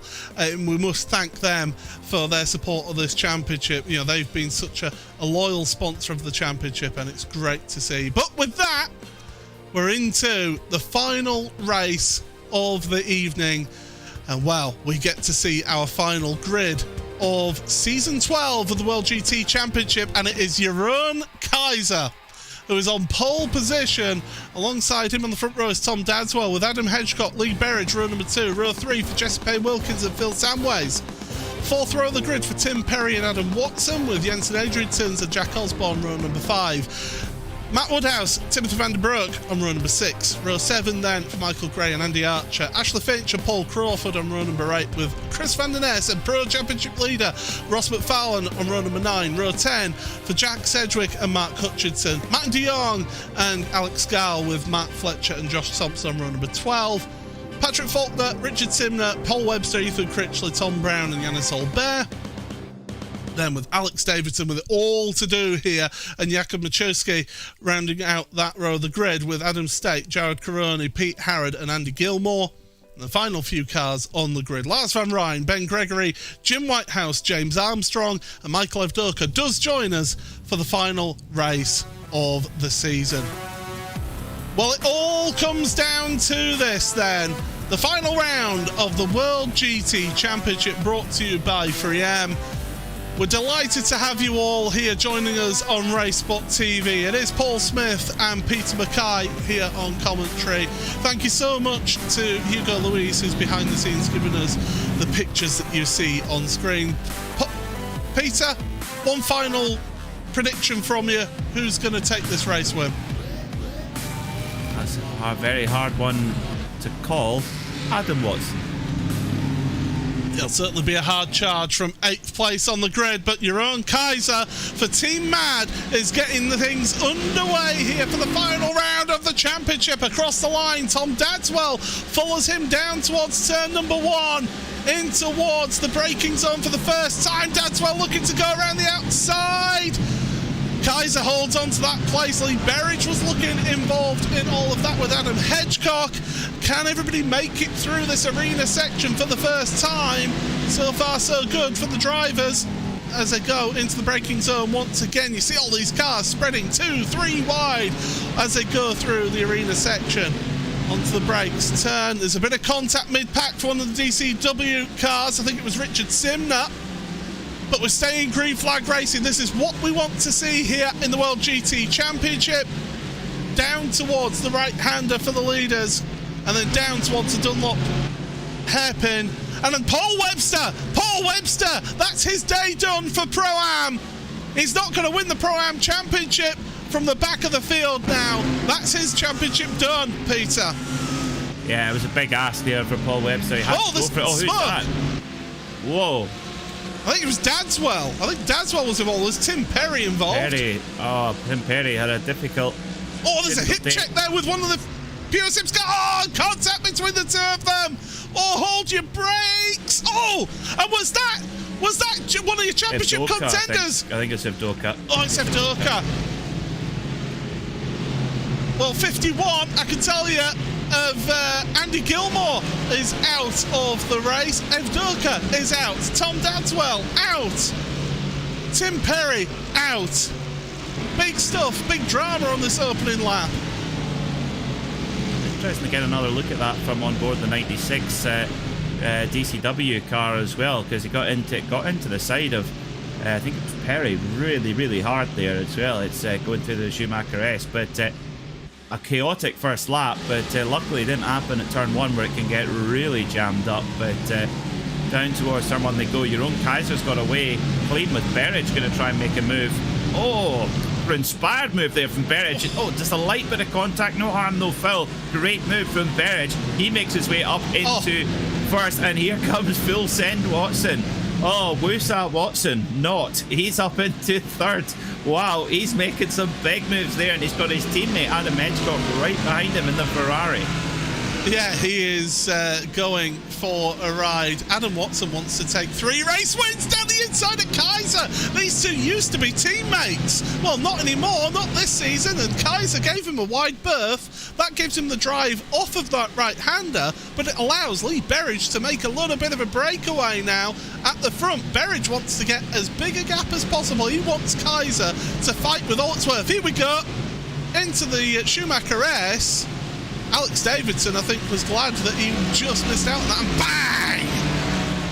bang! Ooh, yeah, that's what happened to Andy Gilmore. I think Perry was just sort of getting back going again, and it just caught out the 96 car. So Berridge really pulling away nicely at the front of the field in the BMW. As we've touched on the whole, he's had a season that, you know, he'd prefer to forget, as it all just gets all tangled up here as well. If Doka gets hit once... No, that's Davidson. That's Davidson. Oh, no, that is Evdoka, no, sorry. It's Evdoka, so he was just getting pogoed around there. And that is why it's not so nice to start from the back of the grid. Yeah, you can really get yourself involved in things here. 3 into 1 at the final corner. Can they all survive that one? The answer is yes.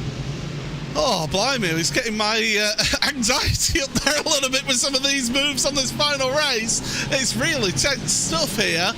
Looking forward, though, Ross McFarlane is there, and he's just giving some wide berths to people. He's not wanting to lose out this championship to somebody else's accident. Speaking of accidents, Jack Osborne has dropped down the order here.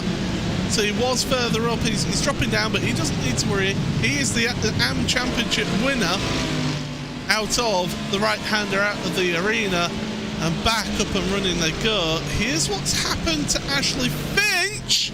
Oh dear. Now, which Pure Sims Mercedes was that appeared to get almost caught up in that. Was it Davidson or McFarlane? I didn't catch, unfortunately. Because they would have done very well to get through there without contact. There's some contact. That's the 137 of Tom Dadswell, and that's what's ended his race. It's a game over for Dadswell. Meanwhile, Josh Thompson, Jack Sedgwick, just casually gaining, get this for Josh Thompson, 16 places. And he's actually not that far off your race leader as well.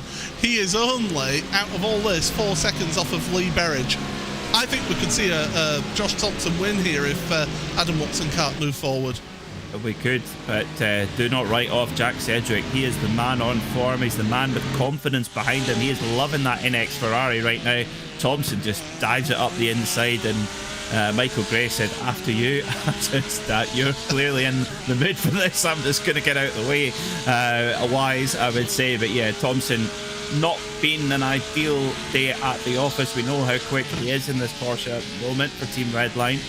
And yeah, he'll be one to go out on a high, and Cedric just follows right behind the Porsche there and goes past Michael Gray. So Cedric and Thompson are on an absolute express train through the field at the moment. Light on the brakes. Wow. The difference in braking between the two drivers there. That's that swagger. That's that Thompson swagger. Yeah. Love it. Now, Adam Watson has made it past Jeroen Kaiser, but he's got 1.5 seconds between him and Lee Berridge at the front. So Watson, although Watson's made a mistake at the front of this queue, you could see him, and he's backing up Jeroen Kaiser in all of this. So Berridge is trying to get a runaway at the front now. He's got 2.4 seconds is the gap, but 13 minutes remain in this race. It's a long time. Oh, Watson! He's just gone straight off there. What on earth happened to Adam Watson then? Well, they're coming through the Schumacher S, and he's recovered right in front of Josh Thompson. Now, Thompson and...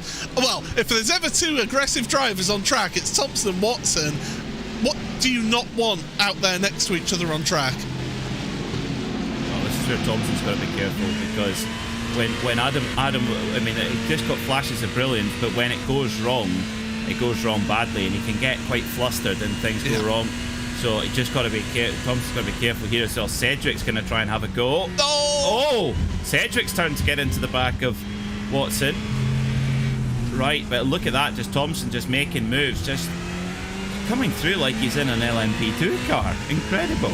Never mind LMP2, he's coming through in the hypercar. Yeah. It's incredible the speed. Ross McFarlane holds the fastest lap of the race in 15th place. So he sort of stayed where he was. He's only gained 3 places. Here's Cedric down the inside. That's what always makes me worried about turn number 1. Those different lines converging there. And fortunately, they keep each other apart. Here comes Watson charging down the inside of Sedgwick. You gotta wake up pretty early to try and get the jump on Jack Sedgwick. It must be said, and Sedgwick does stay out in front right now. McFarlane's gained another place, and Ethan Critchley is out. That's another one of your Pro-Am Championship contenders. It was a long shot for Ethan coming into this race, it must be said. He's out of the race now. So it's been a big rate of attrition. Only 30 cars remain in this race, Peter. It's a shame for Ethan Critchley. He's been a real revelation this season. And yeah, he just gets drilled there by one of the more Adness Mercedes and pulls out of it. But yeah, he's been a real revelation this season. I mean, he won a race overall with a cold earlier on in the season. That was a remarkable piece of tenacity. We all know that a cold is the worst. At least it wasn't the man flu. I mean, that would have been incapacitating with that. Jeroen Kaiser has got some heavy pressure behind him. Josh Thompson right on his rear bumper. And is Thompson going to go around the outside? No, he's looking inside, looking outside, decided against it. Alex Garler's just gained a place on Jesse Payne-Wilkins. Look at the run that Porsche gets compared to the Mercedes.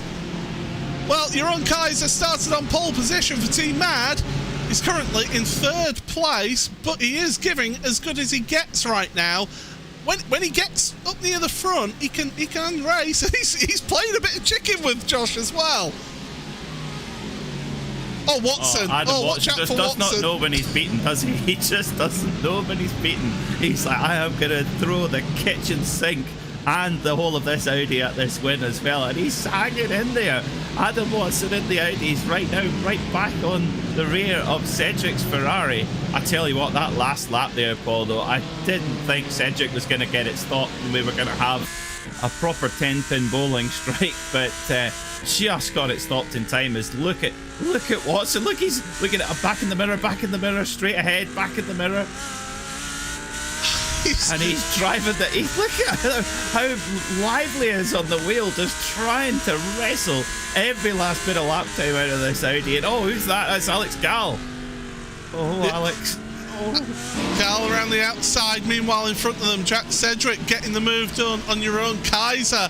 Josh Thompson now has 9.5 minutes to gain 3 seconds on Lee Berridge. Lee will have been seeing that in his relative box and thinking, oh no.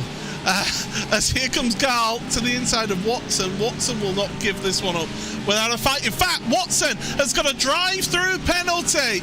He has got a drive-through penalty as Watson. He's got the black flag. He's got to be careful with that pit entry because we saw in that last race what can happen. And yeah, he's going to get out the way of Gal because he knows he's got to head down pit road. So just accumulating incident points. I mean, he did have quite a lot of contact. And through he goes to take the drive-through penalty. That's a shame for Adam Watson. Always entertaining, always exciting.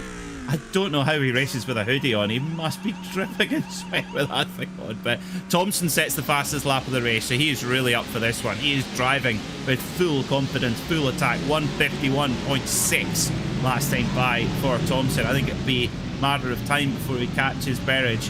I mean, Thompson's been driving past the cream of the crop in the World GTA Championship at like the standing still. So, Lee Berridge, a very impressive driver, but he's in the Pro-Am class, he's not in the Pro class, and Thompson's been dispatching with pros for fun, so it should be just a matter of time here. Adam Hedgecock got a nudge, and Mr. Hedge himself, who provides is one of the series partners, who provides the official in-sim photography.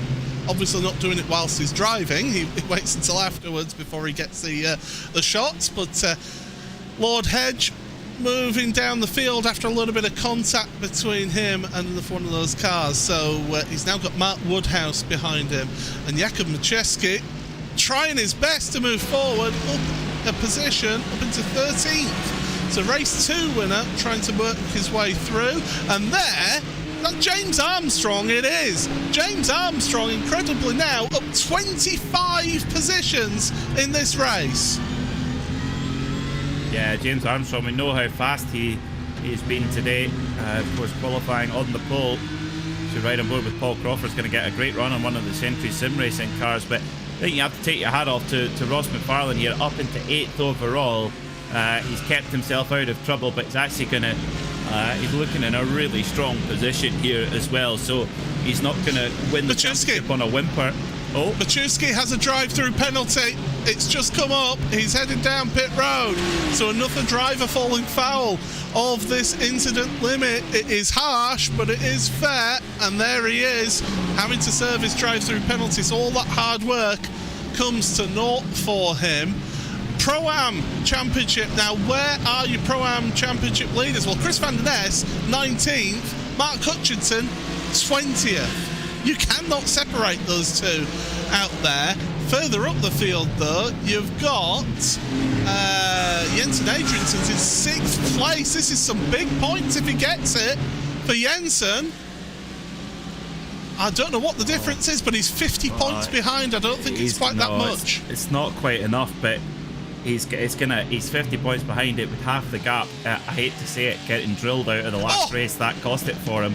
Here comes Thompson. He's going to try and go around the outside. Berridge says absolutely no way. Puts him in right up the curb as well. Thompson's going to get that classic traction of the Porsche underneath there. Whoa, right up there. Be careful not to get a slow down penalty. Cutting over the course, and yeah, there he's got it. He's got it. Has he? No, I thought he was just tapping the brakes there. Was Thompson, but no, into the front of the pack then goes Josh Thompson. Question is, can Cedric run him down? Because Cedric all of a sudden has rallied with 5 minutes to go. Yeah, wow.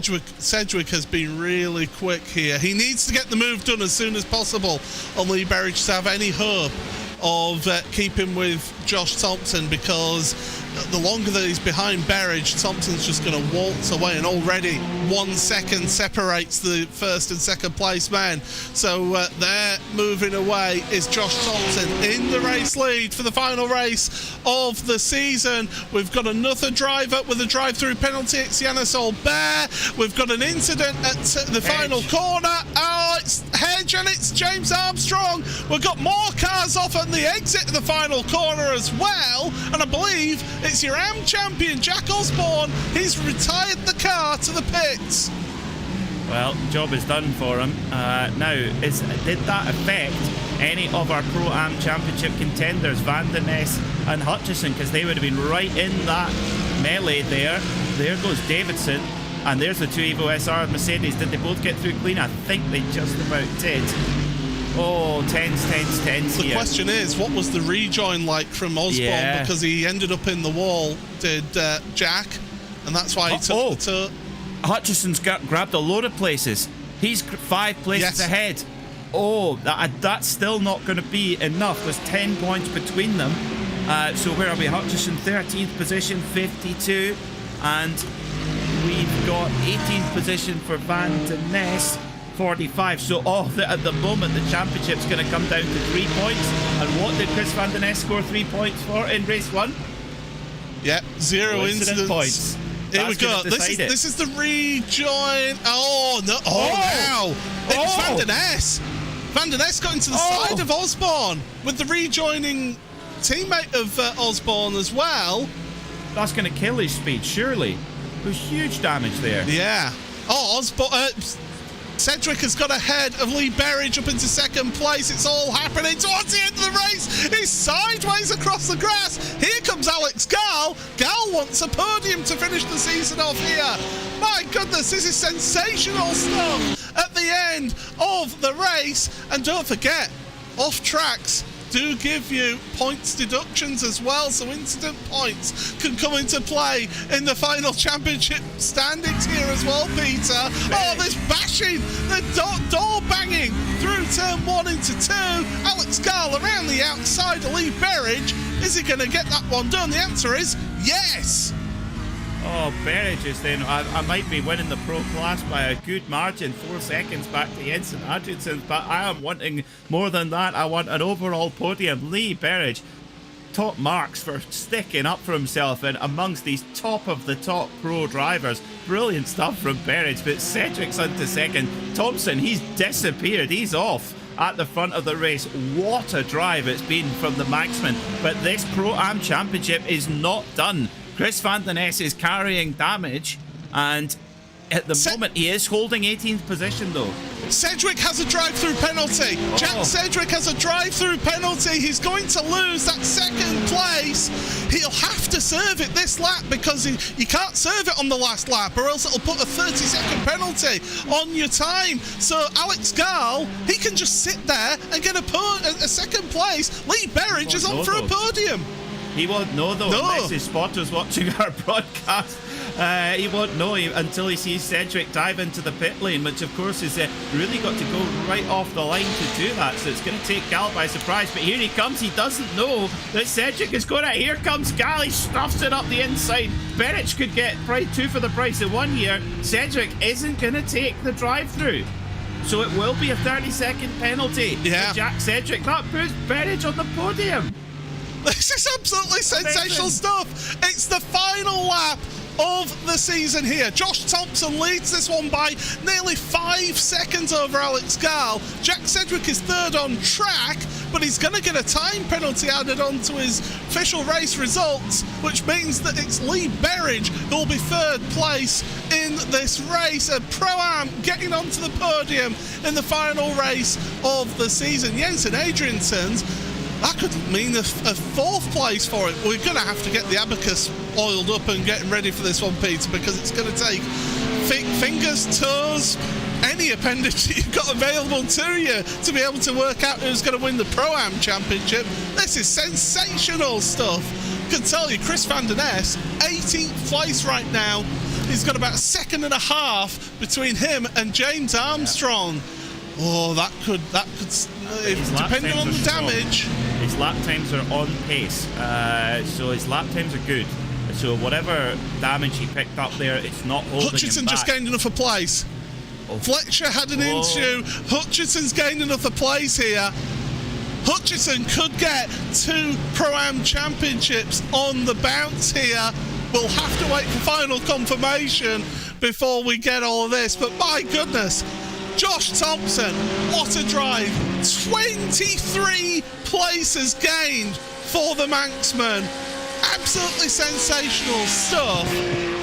This will be his 4th win of this season. He comes into the final corner, throws it in there, and the Team Redline Porsche will take the final race win victory here in the World GT Championship. Sensational stuff from Josh. Alex, he got a fastest lap right at the end of the race as well. Alex Gall across the line in 2nd place ahead of Jack Sedgwick on the road, but Lee Berridge will end up with a podium there. It's a Pro-Am win for Lee Berridge and all of that. The Am win is taken by Jesse Payne-Wilkins at the end of this race. Ross McFarlane, where has he finished? He's finished in 6th place. Absolutely sensational drive from Ross. He's going to take the Pro Championship, but the Pro-Am Championship, we are waiting for an official confirmation on those points, because my goodness, it is going to come down to incident points, come down to position. It's going to come down to minuscule margins. Absolutely sensational end to this championship, Peter. Yeah, what a finale here in the World GT Championship. A fully deserving finale. Where do you begin? I mean, what a drive from Josh Thompson. Well done, Ross McFarlane, 6th overall, and under the most immense pressure, he comes through for a 4th Pro Championship in a row. Mega stuff. Those Evo SR boys, what a show they put on. We'll see who comes out on top. Wow, just so many storylines here, and what a privilege to enjoy that. And Lee Berridge getting a podium on his, and really that is a way to come out of what has been a tough season with your head held high and a smile on your face. Great. Well, let's take you through your final provisional results here in the World GT Championship. And I can tell you that actually that graphic is incorrect. We might need to reload that one, because it is Josh Thompson who wins that one. An absolutely sensational drive from the Team Redline Porsche driver ahead of Alex Gall. There we go, it's updated now, has our graphic for Muradna Satellite E-Stars in his Porsche finishing in 2nd place. Lee Berridge for Boosted Motorsport to get not only a Pro-Am win, but an overall podium finish. Great stuff from Lee, really made up for him. He's had some foul luck this season, but it's all paid out for him in the end in his BMW. Jensen Adriansen's, what a second half to the season for him in his Indy Autosport red BMW. He has been on fire. Ross McFarlane, 5th place overall in the end. He takes the Pro Championship for Pure Sims Esports in his Mercedes. Michael Gray for Full Tilt V Motorsport, 3rd place in Pro-Am, finishes 6th place overall. Jeroen Kaiser, your pole sitter, finishes in 7th for Team Mad, ahead of the Am winner in this final race for Full Tilt Sim Sport, Jesse Payne-Wilkins. Great stuff from Jesse to get that win. Phil Samways and Alex Davidson round out your top 10. Davidson, a tremendous drive through the field to get into 10th. Paul Crawford for DCW Racing finishes 2nd in Am and 11th overall for his BMW, ahead of Mark Hutchinson for Evo SR in 12th place. Oh, the points are going to be calculated before we get that one. Paul Webster finishes in 13th ahead of Mark Fletcher. Patrick Faulkner and Martin de Jong then, and the next 2 AMs in 15th and 16th places. Chris Van Der Ness, 17th ahead of James Armstrong. Matt Woodhouse and Adam Watson round out your top 20. Jakub Maczewski, then race winner in race 2, finishes in 21st ahead of Lars van Rijn. Yannis Albert finished on the front row of the grid, but ends up way down the order in 23rd ahead of Jack Sedgwick.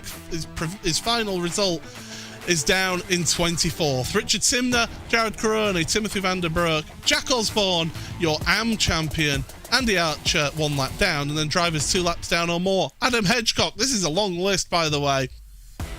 Then Ethan Critchley, Tom Brown, Adam State, Ashley Finch, Andy Gilmore, Pete Harrod, Tim Perry, Tom Dadswell, Ben Gregory and Michael Evdoka.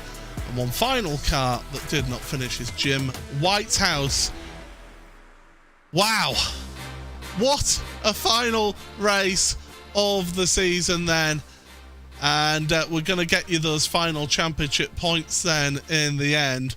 It's not updated on my end, so we'll try and get you those as quickly as we can. But Peter, talk about drama, talk about excitement. It's just incredible. Exactly what, coming into tonight, I knew it was going to be exciting, but not quite as much as that.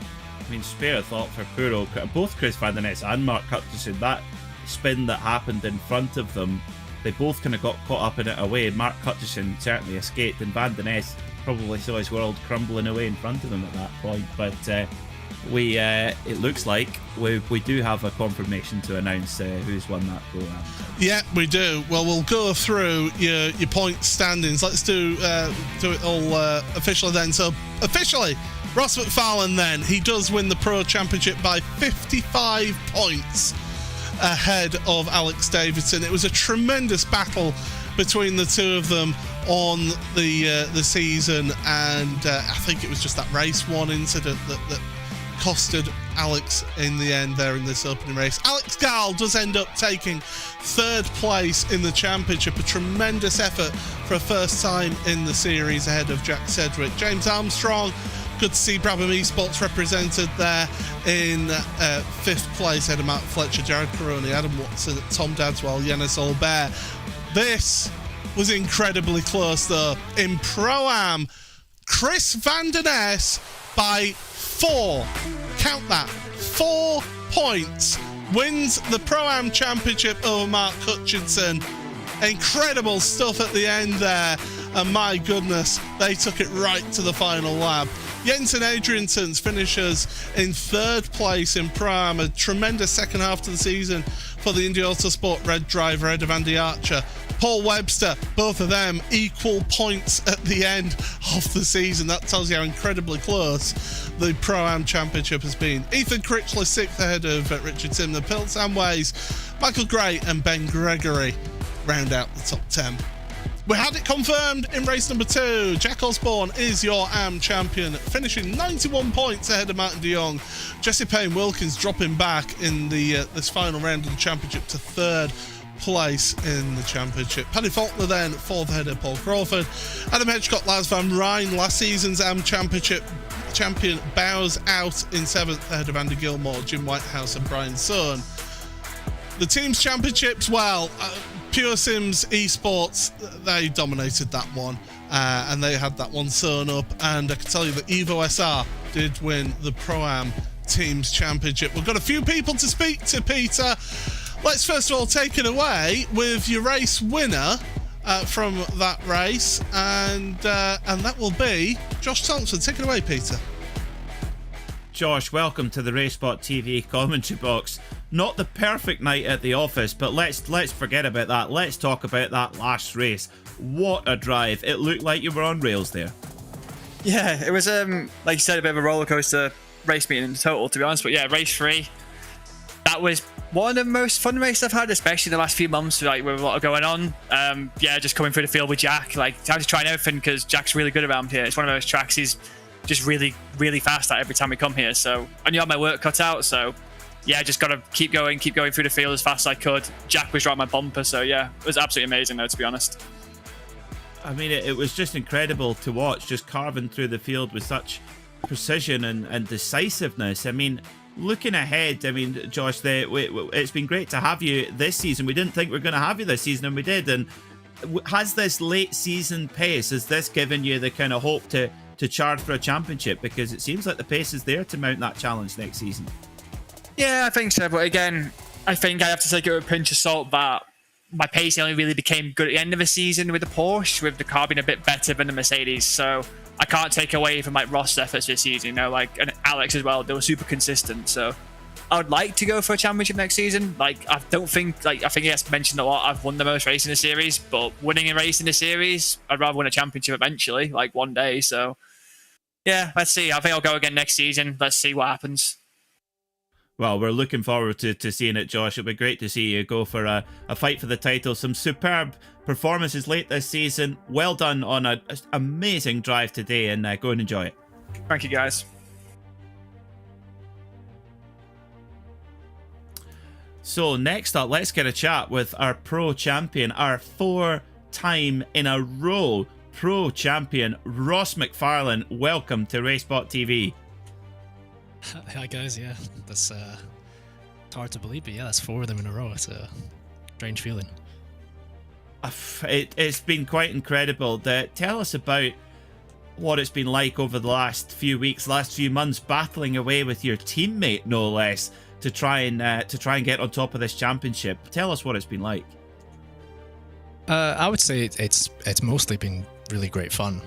We've been pushing each other really hard to be the quicker of the two each week. It's been to and fro for most of them. I think consistency was on my side for most of the first half of the season, then maybe a little bit of drop in pace relative to Mr. Davidson himself. Obviously, at the start of the season, we were all in the top 3 more or less every race for race ones. But then as the season's gone on, the balance of performance has changed. We've dropped back a little bit, but the fight has still been there. And yeah, it's been really close. It's a shame. I think Alex got spun in the first race, which gave me an even better advantage. But yeah, it's been a fantastic battle and I've really enjoyed it. Well, it certainly has looked a lot of fun out there. Just tell us about today, though, specifically, Ross, because how much has turn 1 here at Nürburgring been playing on your mind in some of these reverse grid races? You got a championship to get sealed up. How have the nerves been today in this race meeting? Because I can't imagine. Not particularly nervous. I think the incidents that happen at turn 1, you're always going to expect them. Ideally, to avoid an incident, you want to be to the inside, but you know that a lot of checking up is going to happen on the inside, so you're going to get an advantage on the outside line. So it's you've really got to pick the 50-50. I think in the first race, I picked the middle line, which I'm sure was not the best option, but luckily no one hit me, and unfortunately someone did hit Alex. But that whole first sector of Nürburgring is it's very technical, very slow in areas. It allows dive bombs to happen. So yeah, it was always going to cause some drama, and it certainly did. You're always cool as a cucumber. Ross, congratulations on 4 World GT Championships in a row. Final question, you going to come back and try and make it 5 next season? I think I'll be back. I think I'll try and maybe choose a wagon, pick a car that will be something a little bit different. Who knows, maybe by the time we're back next time there's a new vehicle out there. Who knows, I don't know. But yeah, I think I really just want to keep enjoying it and keep having the good racing. This season's been one of the best for depth up and down the field. I think the championships have been really strong. The Pro Championship has had some really, really strong drivers, and I think it's clear to see that from the latter half of the season, how strong some of these guys really are. And yeah, I want to be back and take part in it again. Fantastic. Ross, congratulations on the championship, and go and enjoy it. Cheers, guys. So next up we have, my man of the hour, the Pro-Am champion, Chris van der Nest for Evo SR Mercedes.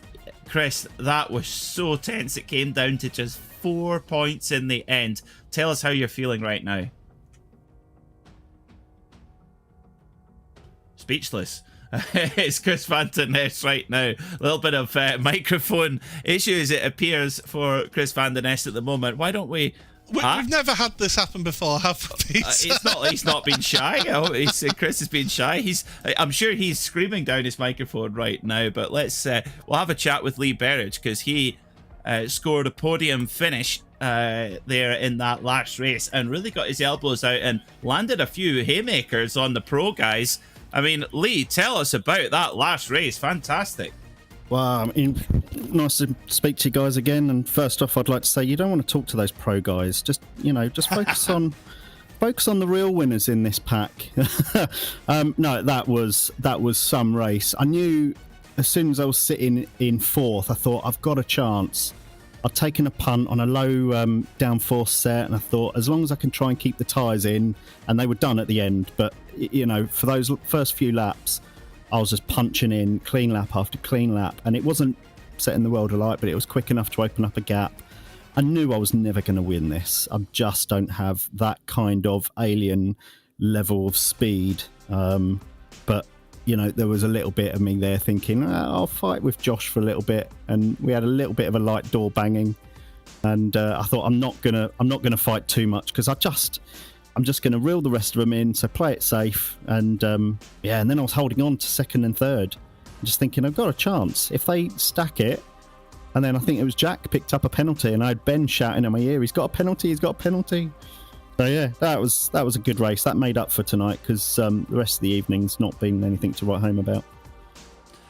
I think it's we know how quick you can be, Lee, and it's just the rub of the green has not been with you this season. We know you can do so much more, and you did so in this last race. How much does this mean to get this result and to put in this performance in the last race of the season? Does that help for carrying forward momentum to next season?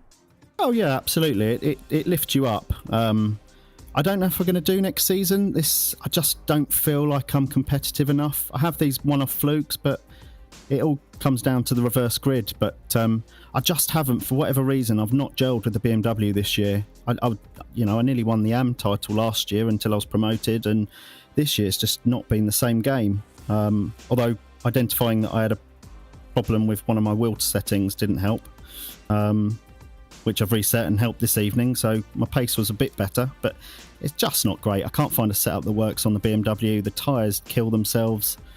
So I don't know. If I do it again, I might. I'm tempted to try the Porsche.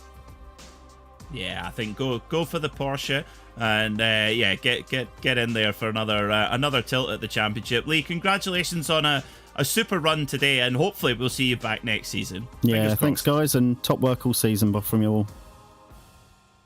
Thank you very much. So finally, we're going to get a chat with our Pro-Am champion, Chris van den Ness. Chris, that was one of the most tense finishes to a season we've seen in a long time. It came down to 4 points in the end there. Just tell us how you're feeling right now. Yeah, I'm sorry my mic didn't work earlier, but I honestly don't know how I need to feel. It's a bit surreal, like getting the win by only 4 points. It's really remarkable. I knew it was going to be really tough, and especially with the crash that happened in the last few laps, I thought it was gone. But never give up. And in the end, it unfortunately came back to me. I mean, yeah, I wanted to ask you about that. Just try and take us through that incident, what happened, and just the emotions after it, because it must have been like the kind of championship disintegrating through your fingers at that point, through no fault of your own. Yeah, I mean, I saw there was a crash ahead, so I left some room on the exit, but I had Jack right on me inside, and I think he didn't really realize that another car was rejoining, so we got together. I mean, it was really unfortunate. I was just watching it back, and I don't think really anybody is to blame there, but I was really lucky that my car kept straight and that I didn't have any suspension damage. Like the hit was actually more severe than what I had at Silverstone, but I luckily could keep going. So you're going to go down to your local Mercedes dealer tomorrow and buy one, because they clearly got fantastic build quality, obviously. Yeah, I mean, I really like how it drives in iRacing. To be fair, I'm more a fan of Porsches, but for this season, the Mercedes has been absolutely a blast to drive. Honestly, one of my favorite cars in iRacing. Yeah, it's a cool machine, isn't it? I mean, just a final question for you, Chris. I mean, you've just pipped Mark Hutchison, who won the Pro-Am Championship last season. Evo SR have had so much success in this championship. If you were to kind of put a reason on why you guys have been able to get the job done so much, what would it be? I think it's mostly, it will sound a bit weird, but it's not to take it too seriously and just drive for the fun of it. I mean, I've done leagues where I've practiced for hours upon hours upon hours, and then when something goes wrong, you're only more frustrated by the results. And I'll have to be honest, for every race, I haven't practiced as much as I would have maybe a year ago, but I think the key was quality practice and not just driving laps to drive laps, but actually trying to see where you can improve. Well, Chris, you thoroughly deserve this championship. It was a great fight between you and Mark right to the end. Thanks so much for the entertainment.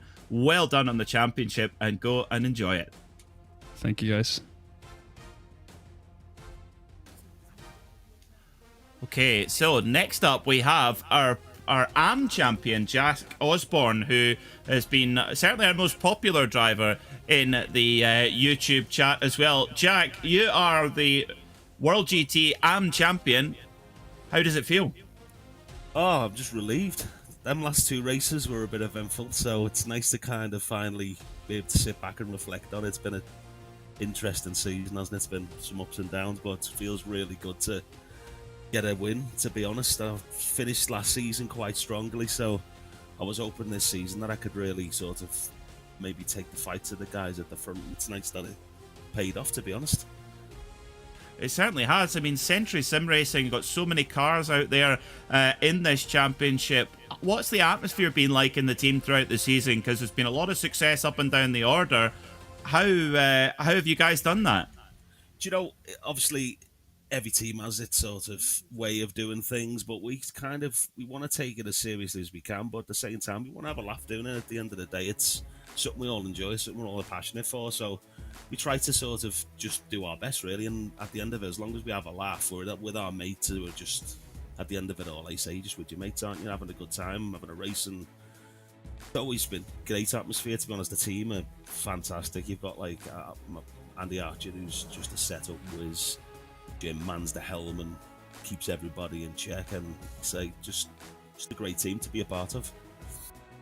And young Ethan coming off his sickbed to win a race with a cold, it's remarkable, isn't it?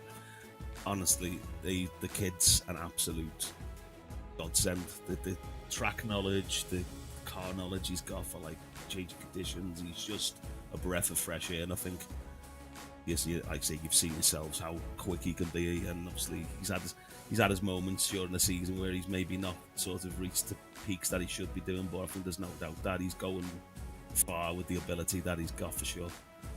Yeah, I totally agree with you. Well, Jack, well done on sealing up that AM championship. Thoroughly deserved, and I hope you enjoy it. Thanks very much, guys. Cheers.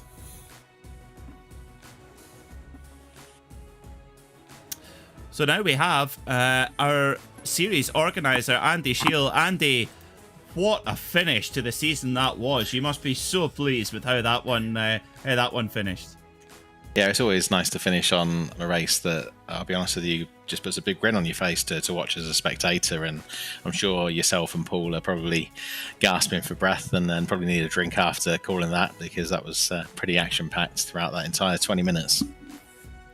It was for sure. I mean, the World GT Championship has some real pedigree and heritage behind it now. We've got some of the best drivers on the service here competing. We've got great battles up and down the championship, but in each class. I mean, what's been the secret to keeping it going on a long-term basis? Because it's not easy. There is so many choices of league to take part in. What is your guys' secret that keeps people coming back every season? I mean, we can't give away the keys to the kingdom, as it were, but I think for us, really, it's just that we have some core principles as a series in terms of, behaviors and the kind of standards that we hold drivers to. And I think having that type of structure really helps keep, I guess, to some degree, the order on the grids. The formats that we run, we try and cater to all sorts of tastes. So over the years, we've kind of tweaked that format that we do with the sprint featuring enduro, and we think that really works well and gives drivers who are perhaps strong at sprints, who maybe not so good at enduros, and vice versa, a real opportunity to be competitive and really hone their skills against, you know, some of the best drivers in the GT cars on the service. So, you know, I think that's one of the main drivers that means that we're, you know, obviously going from strength to strength and always have a full grid come the start of the season. And, you know, we're in a truly dynamic time for the world of virtual motorsport. The technology continues to get better. The choice continues to grow. And, of course, more vehicles coming on the service all the time. In your opinion, Andy, what direction would you like to see World Sim Racing go forward in the next 12 to 24 months?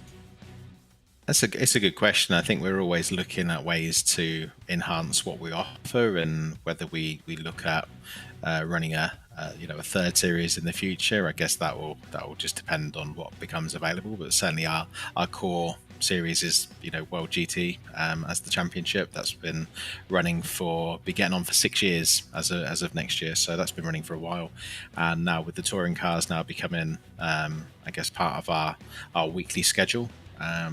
I think certainly for the first half of next year, that will be our primary focus, to make sure that those series are run to the standard that we hold ourselves to. And, you know, if something, you know, pops up and we think it's a good opportunity to run something, then I guess we will. But there's no plans at this time to run anything else outside of the 2 series that we do at the moment. But as we say never. Well, we wait with the excitement to see how the series goes from strength to strength. I'm sure it will. I mean, before we sign off, Andy, I know that there's a huge team of people that take part in the admin. How on earth do you get these points out so quick? I've no idea. The points, the organisation, setting up the sessions, everything. And just try and give us a run through of all those people behind the scenes who make this all happen. Yeah, I think you know, without the people behind the scenes, so obviously myself, you've got Matt Bunn, Alex Neller, Jerome Kaiser, the stewarding panel, which, you know, give up their time week in, week out to look at the incidents and to help keep the series on the straight and narrow. So, you know, without those guys and giving up their time, you know, it really would be a painstaking task to do that just between a few of us. I think, you know, the big shout out really is to the drivers. You know, they're the ones that turn up week in, week out and make the series what it is. And, you know, for me, watching, you know, those 3 championships come to such an exciting conclusion, really is what we aim to do. And, you know, the way we have our points structured, and it really helps push the championship to the last round, so there aren't really any runaway champions, which helps to keep things interesting throughout the season. I think prior to me signing off and handing it back to you guys, I just want to say well done to obviously Ross for the Pro Championship win, Chris van der Nest for the Pro-Am, and Jack Osborne for the Am Championship. All 3 have raced incredibly well and deserved champions. And obviously shout out to the team's champions, which are Pure Sims Esports and Evo SR. Can't sign off without saying a big thank you to Frame UK. I mean, without their support, you know, we wouldn't be in what we do today. They've been a long time supporter for us, and we look to continue working with them in the future. Adam Hedgecock with his fantastic photography that we put out on our social media. Simrace247.com for covering the series. You guys at RaceSpot for calling the shots and as always putting out a very polished and professional broadcast, which we always enjoy watching back and catching the action. And that's really it, really. You know, just thanks to everyone who's been tuning in and watching and supporting the series.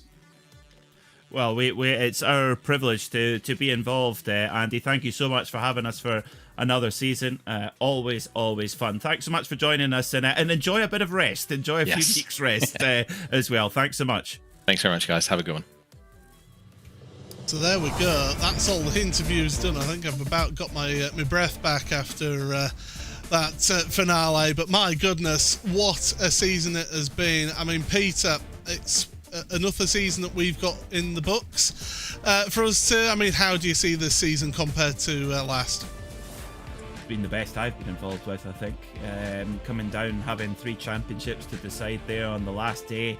Big drama, great driving. I mean, some great one-off drives there as well. I mean, Ross McFarlane getting up into, I think, 6th overall in that last race. Josh Thompson just on like he's driving on a electric circuit there. He just looked like he was so on the ball. Brilliant stuff up and down the whole season, all 12 race meetings. Can't wait for the next one. Absolutely. So congratulations to Ross McFarlane on his Pro Championship win, Chris Van Der Ness on his Pro-Am Championship win, Jack Osborne on his Am win, Pure Sims with the Pro teams, and Evo SR with the Pro-Am teams. It's thanks to everybody involved in this broadcast. Peter Mackay, my long-suffering commentary colleague. Also, thank you to Lorenzo Bondra and Will Chadwick, who helped out when Peter was away. Thank you very much, as always, to Hugo Luis, who's behind the scenes here, who gives you these beautiful images. I have been Paul Smith. This has been the World GT Championship Season 12. We'll look forward to seeing you again in Season 13. Goodbye.